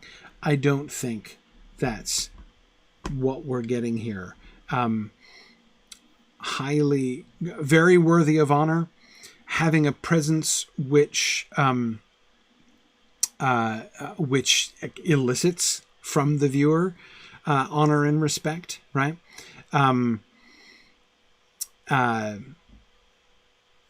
Definitely. Are definitely there. So, Dan, and again, Dillian, I agree with you. Wisdom does seem to be attached to that too. The correlation between honor, respect, and age, right?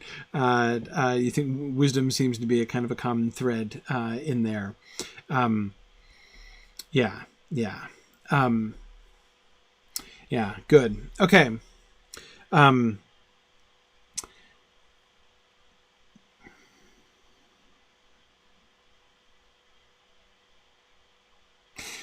So I'm just thinking, again, it's interesting that strength is not insisted on here. It's almost, it goes without saying. He is a strong king. That was the praise that Gloin gave directly to the human king, to the king of the Bardings, right? But he doesn't say that of Dan.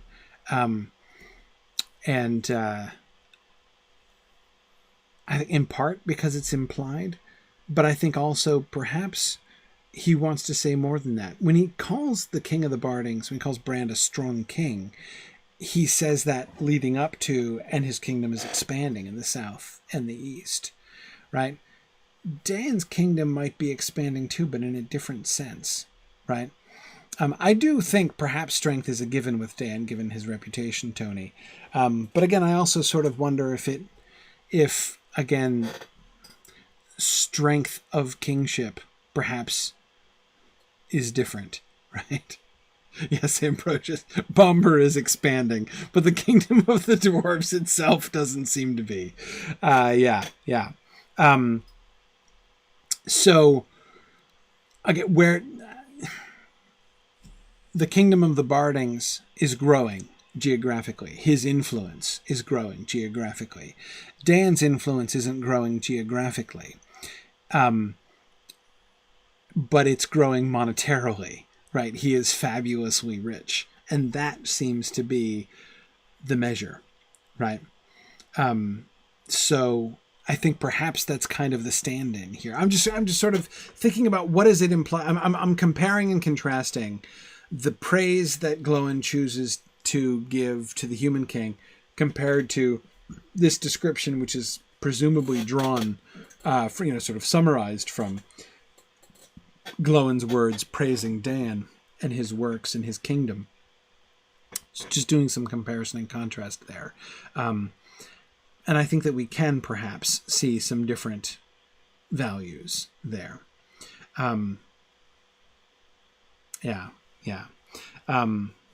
Exactly. His resources are growing even if his borders aren't. I like that. Ambrosius Aurelianus says the Dwarven kingdom is growing deeper roots rather than wider borders. Yeah, I like that. I like that a lot. Hopefully they don't, their roots don't go down too greedily and too deep. But yes, that does seem to be the direction the dwarves move there. Interesting. Tony's wondering how much the difference in lifespan between dwarves and men has to do with it. Yeah, I wonder. It's certainly a different kind of perspective.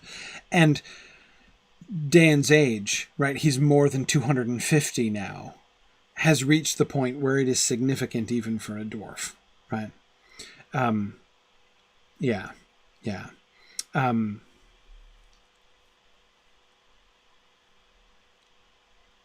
It's interesting. Matt is saying, to loop it back to the concern that Gloin expresses about, for now, right?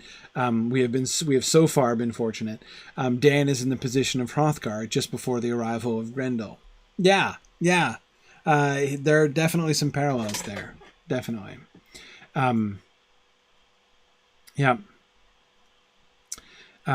Cool. This is me resisting the temptation to try to do another slide. I think maybe 2 is enough for now. Anything else I want to touch on here before we shift to do the field trip?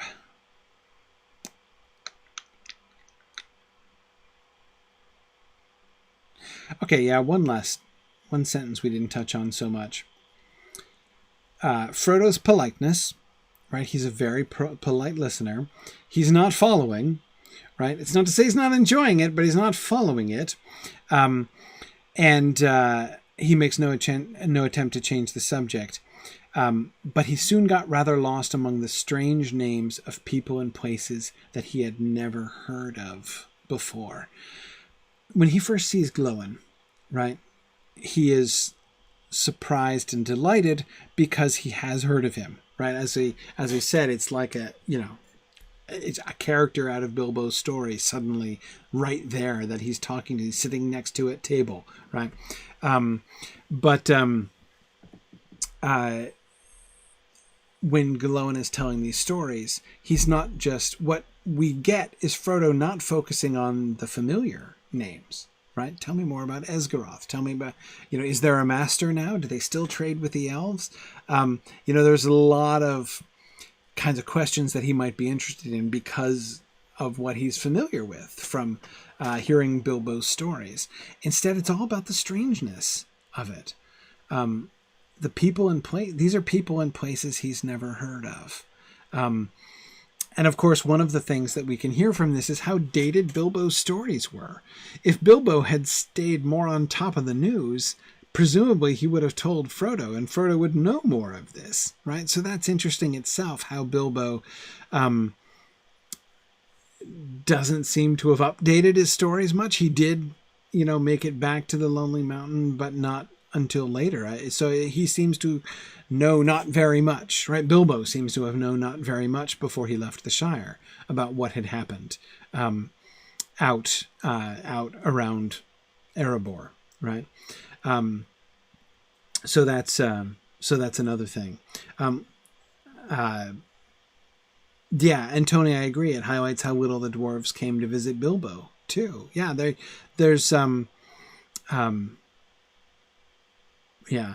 Now, Mike, I agree that there's a lot of things that Bilbo knows about that Frodo never got wind of, but like yes and no, right? And how many of those things that we know, other things that we know that Bilbo is familiar with that Frodo doesn't know about include, for instance, Aragorn, right? But I'm not convinced that Bilbo has known him since, like, before he left the Shire, right? I would guess that Bilbo's acquaintance with Aragorn dates to the last 17 years. He could, in theory, have met him when he passed through Rivendell in The Hobbit, back when little Estelle was only 12, but that's 12, I think, if I'm remembering correctly. But, that we have no evidence of that. Yeah. So, yeah, I'm trying to think of definite examples that we have of things that we know Bilbo knew about that he didn't convey to Frodo, and I can't think of any clear examples of that. Yeah, and I agree. Matt, Bilbo has been much more interested in the history of the elves than he has been with contemporary stories of the dwarves. Yeah, definitely. Gildor, no. Frodo knows that Bilbo knew elves and sometimes visited them, right? Frodo has never been personally introduced to Gildor, but I wonder if that's Bilbo's fault, right? Or how often has he seen Gildor, right? Gildor says we said farewell to him on this spot. In other words, they met Bilbo while he was leaving the Shire, right? Maybe the night after his party. But that doesn't necessarily mean that he was kind of withholding that from Frodo, right? He might not have met Gildor for decades before that. Elves being elves, right? Yeah. Crownless, that's a wonderful question. We know there are dwarves, right? There are dwarves that help out with Bilbo's party. We know that there are dwarves who travel with him, right? Who are there waiting to go with him. Who were they? Who could they have been? I mean, they must have been dwarves who came with the caravan of goods that he ordered from Dale, right? Yeah. But,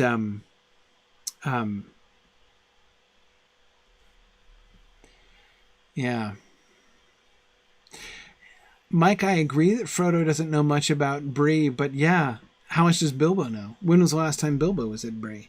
It's not like Frodo doesn't know it's there, right? He does know it's there. Merry knows it's there. Yeah.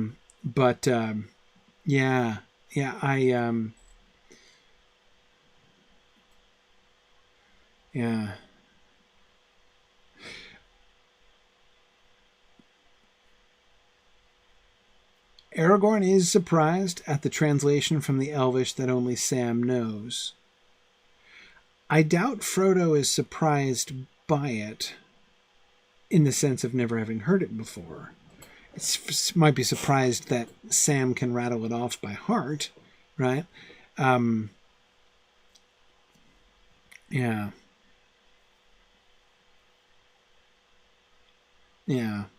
So, yeah, I don't think... And remember, of course, Aragorn's response to that was, Mary asks him, do you know any more of that old lay that Sam spoke of? And he says, yes, so does Frodo, right? Yeah.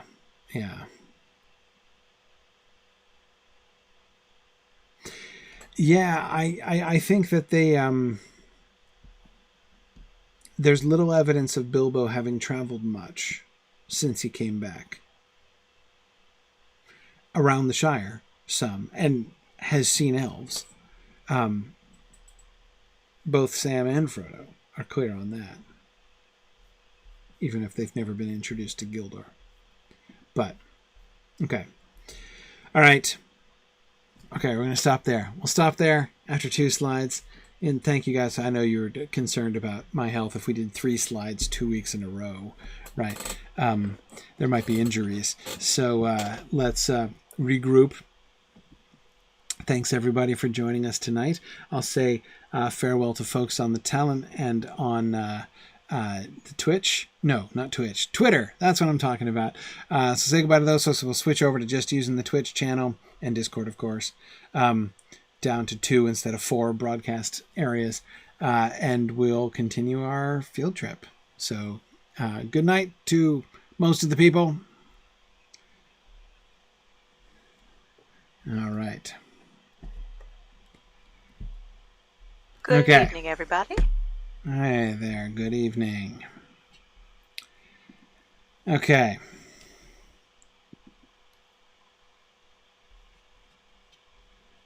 So, back to Killindim. We were just about to head north from there, weren't we?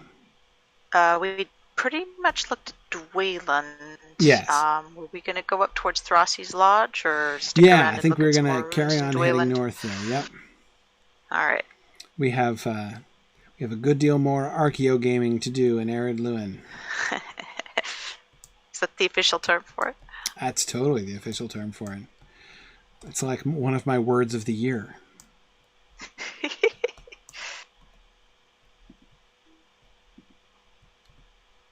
Archaeo game. Now it makes me think, it's like now I got to look at Pokemon now that with all my newfound knowledge of, discovering ancient cultures and stuff. That's right. Yes, no, I am always very interested by my son's Pokemon lectures.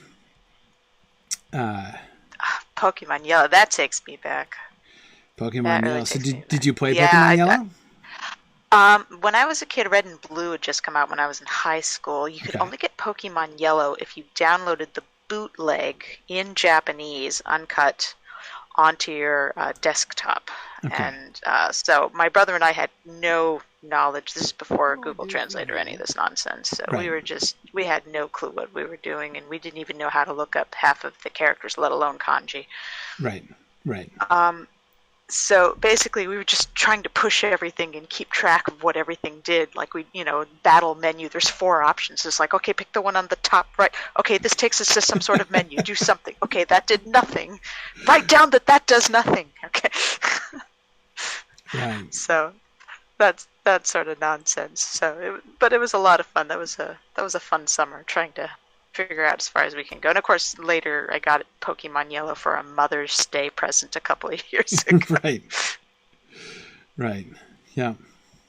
But yeah, no, Kanto and Indigo League that was my scene for a while. It was so fun. Cool. And if you're any 90s kids out there, I did enjoy Detective Pikachu a lot because there was a lot of shout outs to the 90s kids in that one. Right. Yeah. Including Brian Reynolds himself, I think, was a 90s kid. Yes. Yeah, Matthias got so much more out of that film than my wife and I. Yeah. They mentioned the Mewtwo incident on Kanto, what was it, 20 years ago, and I'm shaking my kids going, that's the first movie! And it's like, shut up, Mom! Shut up, we're trying to watch! Yep, exactly. Yeah, I was like, I feel very confident. Had I been born, like, even just a little bit later, I would have been really into Pokemon. I kind of missed Pokemon barely missed Pokemon. Yeah, I was at the golden age where Dragon Ball Z, Sailor Moon, and Pokemon were like the holy trinity of Japanese culture that was available mainstream at the time. Right. Yep. No, yes. Yeah, no, we kind of missed it. I think if we do Japan Moot, I might have to take Matthias with me, because between being a black belt in karate and like a Pokemon master, Japan is like the motherland to Matthias. He may want to come with me. We'll see. All right. So, hang on a second. We rode through Duelin before. Why are there urns by this gazebo? Which gazebo? Where are you at? I just threw on the brakes there. I apologize. The gazebo on the low road? Yeah. Because we didn't take the low road. We went through Duelin before. That's right. Okay. This is an interesting gazebo in that it has furniture at all, which is uncommon. This looks like it's supposed to be a council right here. This does. In fact, this almost looks like it was designed to be like the movie Council of Elrond. Not quite, but reminiscent. Yeah, I mean, they're way too far away for this to be a card table, so... Yeah, and they got these urns here. These little... I don't think I've seen urns quite like these before. Urns are really unusual. It's green and it's got a leaf motif. What, the urn? Yeah. Yeah, leaf and vine. Looks like almost like oak leaves, but no, not really. I don't know, they're weird. Like something ivy with 8 petals or 8 leaves on top.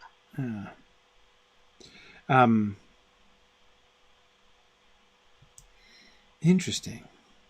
Yeah, I'm just urns. I'm trying to... Where have we seen urns? Have we ever seen an elvish urn before? No. What do they put They're not even in the housing modules. And they're only at the steps. Yeah. Like flanking the steps. It's weird. It almost looks like it's some kind of service. Like this is something you would use before stepping into the gateway or something. Stepping under the gazebo. Yeah. Check your shoes in at the urn or something. I don't know. Umbrella stand, maybe? And yeah. Foot oil. Yeah. Right. Feed Spot for treatments. Horses, Druid's Fire, possibly. Right. I could see that. Could be, but it would be a horse couldn't drink from that. They couldn't get their muzzle down that. No, but if you had some kind of food stuff Trough that you could dip in and feed the horse with, like put in a nose bag or something like that. Guess. Where would you tie him up, though? No idea. I mean, they have all those in Brie. They're pretty straightforward. Yeah. Yeah, no, they could be holding water, I guess. I don't know how you would water your horse from there. Maybe you don't water your horse. Maybe you water yourself. Maybe it's not water. Maybe it's wine. Maybe it's booze. I don't know. Well, we are near a vineyard. Yeah. A lot of talk about that.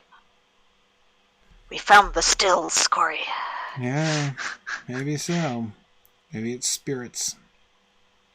It's hooch. Elven hooch. Hooch. I just like the juxtaposition of those two words. Elven hooch. Yeah, that's a pretty good phrase. Elven hooch. Anyone who's looking for your indie beer label, there you go. Yeah, exactly. Elven hooch. That'd be good. That'd almost be a good band name, but Elven hooch. That's a like new millennial bluegrass vaporwave kind of thing. Yes. Yes. Lo-fi bluegrass. Matthias, as was amply evident from his stream this afternoon, just discovered the Trogdor the Burninator video earlier today. Yes. Like that was like his morning, was That discovering was the the first trogdor time he saw bone. it? Yes, he'd never seen it before. Wow. I Um, had a T-shirt and then later the baby onesie when that came out because that was just in time for my son to be born. yes. Yes. So he just discovered that this morning. He was very excited about this, and so he suggested earlier that like afternoon I picked him up from karate after his stream, and he was like, Consummate V would make a really good band name, and I was like, actually, Consummate V would be a really good band name. That was my first gamer tag, was Saint Trogdor. There you go. Okay, anyway, we're digressing now. I was just struck by the urns, we're struck by a furnished gazebo at all, frankly. We've seen so many elvish gazebos, and I don't think I've ever seen a furnished one. Why do elves hate walls? That's what I want to know. See, that does seem to be a thing, right? They don't like walls. And notice how the lower stories of things all tend to be open like that, right? Don't fence me in is the elven motto. Yeah, well, I mean, the kind of, openness to the surroundings makes sense. Especially, I mean, you'll remember how many gazebos we saw on cliff sides and the pinnacles of mountains and things like that, where they could not have been too much fun to build. But, yeah. Matt, are those urns similar to the ones that lore masters investigate? I don't remember. I don't think that the lore master urns looked like that. No, I do remember with an early baby lore master I had was definitely thinking, is this some sort of new level? Like if I got to the the second tier or something, but it was to no avail. So yeah, and then there was nothing quite like it in the rest of the game. Yeah.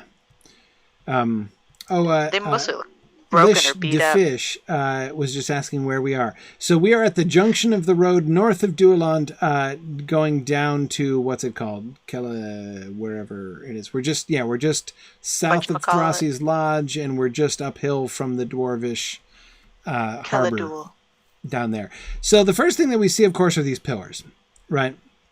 Both the little street marker pillars and the larger tower pillars, malachite looking over things, there. Yeah, and these are totally Dwarvish in every way, right? I mean, we've got the triangles, we've got the knots, we've got the metal and stonework. Yeah, the rivets.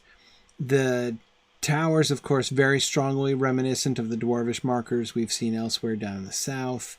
Yep, very Art Deco. Yeah, look at the diamond-shaped windows, the arches, the angled arches down there. Yeah. Definitely of Dwarvish construction. So this would seem to be, this point, looking at the map now here for a second, would seem to be the boundary, right? Yep. So the question then to me becomes, are we going to see any other elvish things? And if so, what does that suggest of the history? Because also, dating these posts, they're old. They're not newly built. You can see from the way the rust has worn down onto, has run down onto the stonework. Yeah, that was a good detail with the rust. I like that. Yeah, that was very well thought out. I agree. You can kind of see from the harbor too. We got some of those malachite or jade towers going on in the harbor as well, from up here. So we might consider that being some sort of point of from it's significant of a certain time period, right? That we should make note of. And these towers. Okay, no, I thought that was a crack, but it's a tree branch in front. They're pitted and scarred, and we've got that same rust effect here. They're old, but they're not decrepit, these towers. Yeah, we got these sort of gemstones up here in the corner of each corner here. These little plumb bob looking deals. Oh. Right.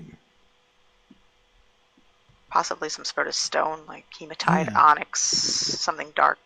Yeah, it looks like stone, and purely decorative as far as I can see. Yes. Yeah, interesting. So, thinking about Dwarvish history to the extent that we know it, and you guys might have to help me because my memory of the ooh, hey, excellent. Lilith has just posted a picture of the urns that the lore masters study, and they're definitely Arnorian urns. They are they're reddish, and they have Numenorian stars on them. And they're busted up too. And they're busted up, yeah. Okay, awesome. Thank you, Lilith, for finding that. So people have to remind me of the in-game history, especially with the dour hands and stuff. I don't remember all the dates of those things. We know that there were old dwarf settlements, right? Did we already explore in Forakel? I know I did that in Grifflet, but I think maybe that's what I'm remembering. I think I'm remembering exploring there in Grifflet. Yeah, we haven't done Forakel yet on this particular stream. Okay. All right then. So speaking of what was it, Ziraxigil or something or whatever? Yeah, that was I was thinking called. of the dwarvish stuff up Ziraxigil's there. in the mines. But there's clearly like the other one. Ered Luin, right? This is the Blue Mountains. This is the bottom part of the Blue Mountains, which was the easternmost mountain range in Beleriand, right? And of course, in the Blue Mountains in Beleriand are where the main dwarf kingdoms were back in the First Age. So the association of the Blue Mountains with the dwarves goes way, way, way, way, way, way, way back, right? So, therefore, archaeologically speaking, right, historically speaking, there are sort of a couple different, sort of epochs of dwarf occupation of this region, which theoretically we could see. Now, the dwarf homelands, right, of the ancient days were much further north in the Blue Mountains than this. However, in theory, we could find something in game which we could conclude to be a First Age dwarvish place, right? Here in the Blue Mountains. So we could get ancient stuff, which is as old as Moria, as old as Khazad-dûm. We also, of course, are going to, on the other end of the spectrum, get very much newer stuff, right? That is to say, the stuff that Thorin's people built in exile when they left Erebor, and then they wandered for a while, and then they ended up out here, right? So Thorin's Gate, obviously, being the primary place of that. So we'll have some stuff built by the Longbeards quite recently, right? Just in the last, I'm forgetting the date now.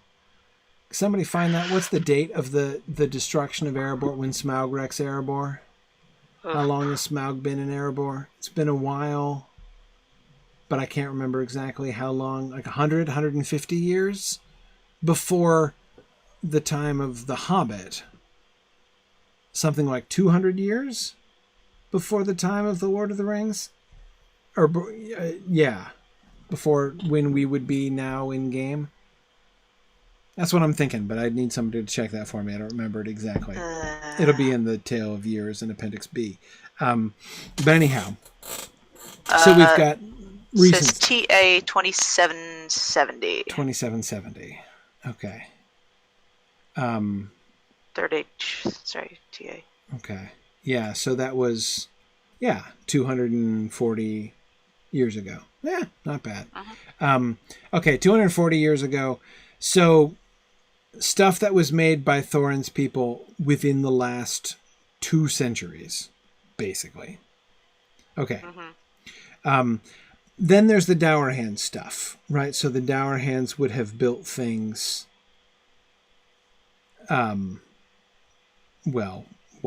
otherwise?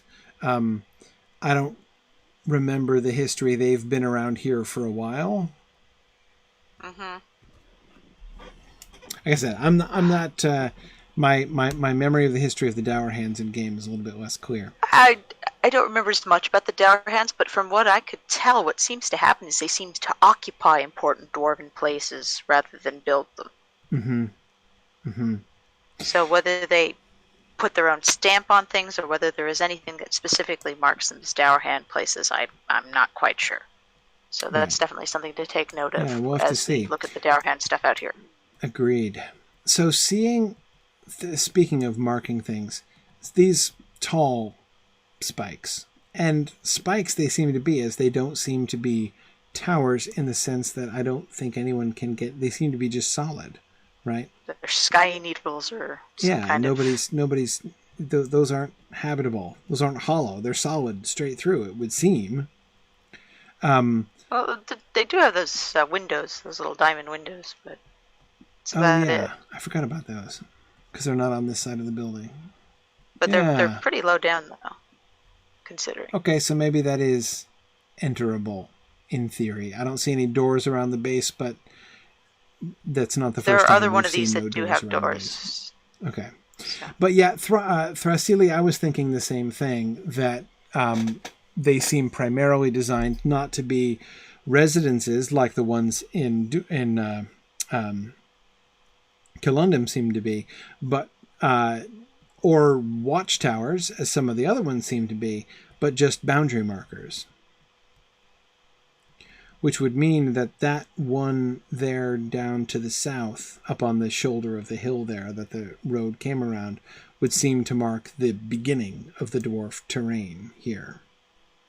It does sound like something that such a legal-oriented group of people as the dwarves. You know how many contracts and stuff like that. Right. That's definitely one of those. And we have put this marker here on this land to indicate. It's like those little sticks with the ribbons on them that we have out here in the country to delineate property lines. Right. Yeah. Because see, just as these smaller versions mark the road, right? The larger ones mark out the valley itself, as if this land contained within this valley. Oh, now we're in obelisks. Belongs to us. Yeah, this is neither one, right? An obelisk on a platform. The base of that looks similar to, not identical to, but similar to the larger towers up above. But then instead of the larger kind of steeple business up at the top, we just get a spiky little obelisk. Interesting. To see if we see got that. Almost like a bronze flower near the top or something.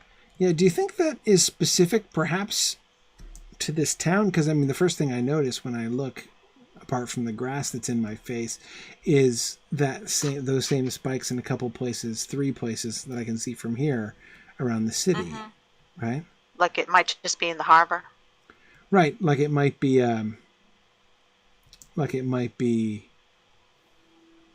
a symbol of a sea the city. Urchin? I don't know.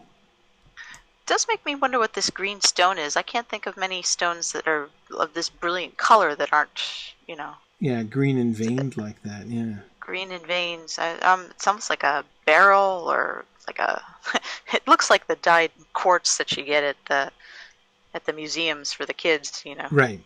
Tell them it's a geode or something. No, it's just quartz, and we dyed it different colors. But right. Supposedly that skill wouldn't be. Yeah, it could. It looks like a kind of marble, Catriona. I agree. Mm-hmm. Now, the walls of the city look much newer. Yeah, I think it's malachite 2D. Malachite or some kind of beryl. Malachite? But beryl is what we know as the elf stones. Right, that's interesting. Now I gotta go to the Museum of Natural History again and see if I can see something that looks like this. That's what me and my kids go for. We go for the rocks. What a dwarvish statue. That is a very dwarvish statue standing on... It's... Okay, so it's a dwarf, right? Yes. You can tell, because he's short and squat and has a beard. Yes. But look at the richness of detail on the axe, right? It looks like... I think the axe is actually metal, unlike the stone behind Yes, exactly. It looks almost like the dwarf figure behind it is like pro forma, right? Like just put up to have the appropriate backdrop to this axe. Yeah, it's like meant to hold it or something. It's a holder for a very and it's not intricate axe. even. I want to see it from the side. Is it even attached? Is it free? Because it's got its hands sticking out. It's almost like did we hire separate people to make the kind of resting. There's probably a pole connecting the top of it to the bottom of the statue. That's what I'm thinking too. Yeah, no, I think it's. I mean, again, I'm not meaning this as a criticism. I think this is delightful. Actually, I think that this is shows its priorities. Exactly, priorities, right? Like to represent another. Like it's important, right, to show respect, and we have the dwarf who is being commemorated here was probably a dwarf of great significance, but it's his axe that we really remember, right? Maybe it's a named axe. It's almost certainly going to be a named axe, right? In fact, I wouldn't even be shocked to learn that this statue was of a named axe, essentially whose wielder was primarily famous for wielding that axe. You know what I mean? Or maybe had several wielders, and this is supposed to be just sort of representative of the family that held one it. of them. Yes, exactly, right, exactly. Yeah, or of the whole family. I could totally. Well, it see looks that. like I'm seeing some more of these guys. More of these statues. These statues with the axes. Let's get a look at those. Yeah, see, right? And over here we got a bunch of these. Oh, yeah. Nice. This is a great place to get some exploration deeds, by the way. I think there's 2 for this whole area. Here we go. This one's called the Spire of Khaladul. Wait, Khaladul. where's this? Oh, this thing in the middle? Oh. Yes, thing in the middle. Okay, it's called the Spire. Oh, rubber banding. Wow. It does not want me getting up on that. Interesting. Okay. The building is protecting itself. Oh, and there's a dour hand. Yep. They're always so untidy. I know, they just look dirty and dingy all the time.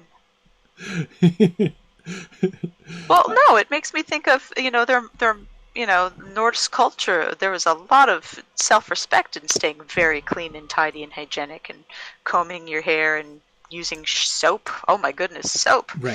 Right. To the point where, the Angles were writing nasty letters about how much they hated these sissy Nordics. Right. And their weird bathing habits. So dirty dwarves actually, that would be really weird. It would be like they might have taken an oath of filth or something. Yeah, I like Lilith's comment. The dwarves of the axes are upon you. I like that. Yes. Yeah. So, yeah, this is definitely an area that was protected maybe by a family that had this special axe in their family or something. Yeah. Oh, hey, where did the dour hand go? Did somebody kill him? Where the dour? Oh, I think I shot a few there. Some of them were aggroing, but they'll be back any minute now. I'm looking for another one. Yeah, okay. Oh, here's one right here at the foot of the spire. Don't kill him yet, guys. Don't kill him yet. Oh, did he reappear there? Yeah, I'm on the I'm on the north side of the spire. Oh, there he is. Yep. I see. Okay. So.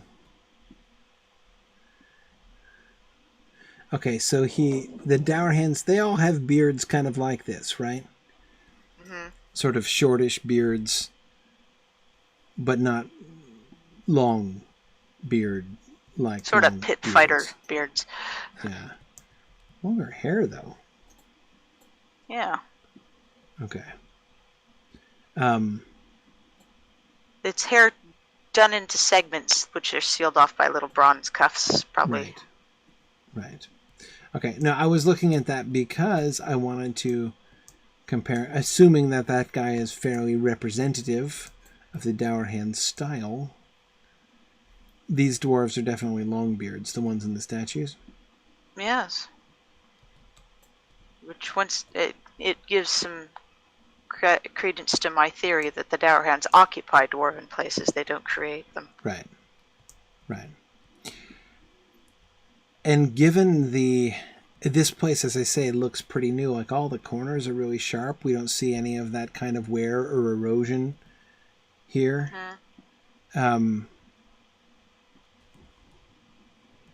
Anywhere in this place. So I'm thinking that this harbor city was probably built by the Longbeards, by Thorin and company, or by Thorin's people, the post-Erebor dwarves.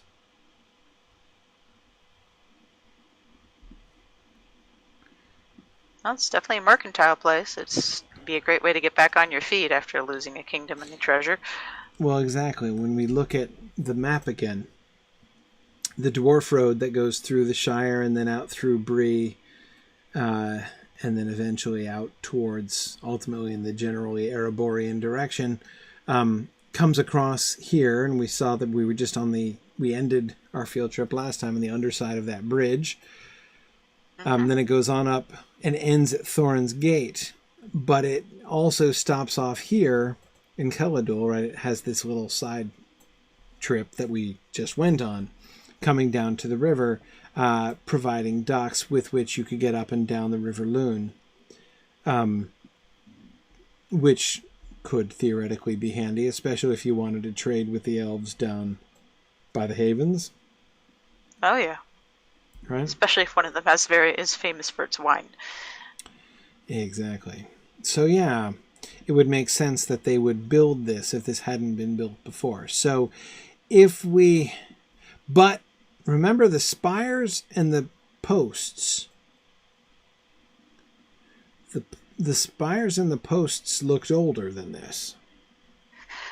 You can see some of these spires, like this spire right here, looks older than the stonework around true. it. I was just noticing that.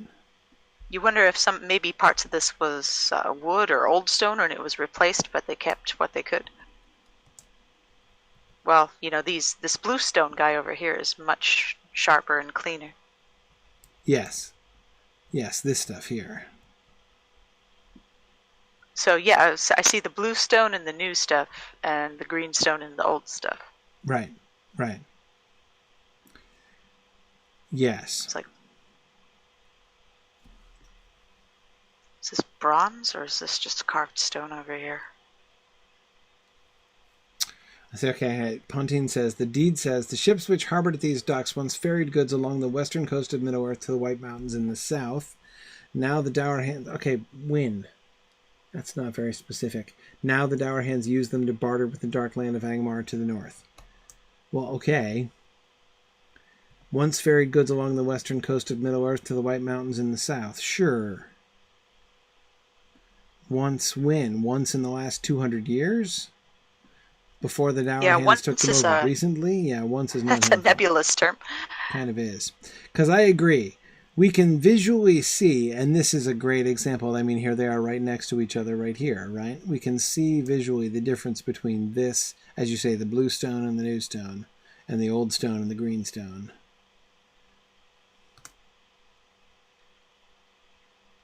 So theory, the dwarves of Erebor, the dwarves of the Lonely Mountain, the displaced dwarves of the Lonely Mountain built this area. And they built these docks. But they, being respectful of the works of their fathers, of which these older marks were some, they kept them, right? They preserved them and imported them. Maybe there used to be... Did there used to be a city and they expanded it here? Perhaps. But they kept these old markers? Maybe they were more like ship's markers, just to indicate where safe travel was. Right. Perhaps. I could see if this had a deep foundation, you could definitely use that to help with scaffolding for creating the dock. Right. Right. Well, the other thing is the greenstone native to here, and it ran out, or did it come from somewhere else as opposed to the blue stone here? Why the change of different colors of stone? Well, I mean, just looking at the cliffs here, right? Yeah, I mean, they don't call it the blue. Yeah, it does look a little bluish.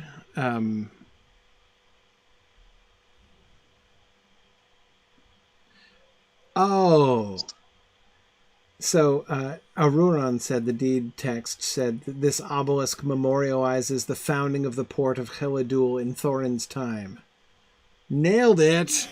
Okay. Yeah. But the obelisk isn't necessarily built in Thorin's time. It could have been, again, raised there in commemoration. Like all of these obelisks. See, I still think that they're older.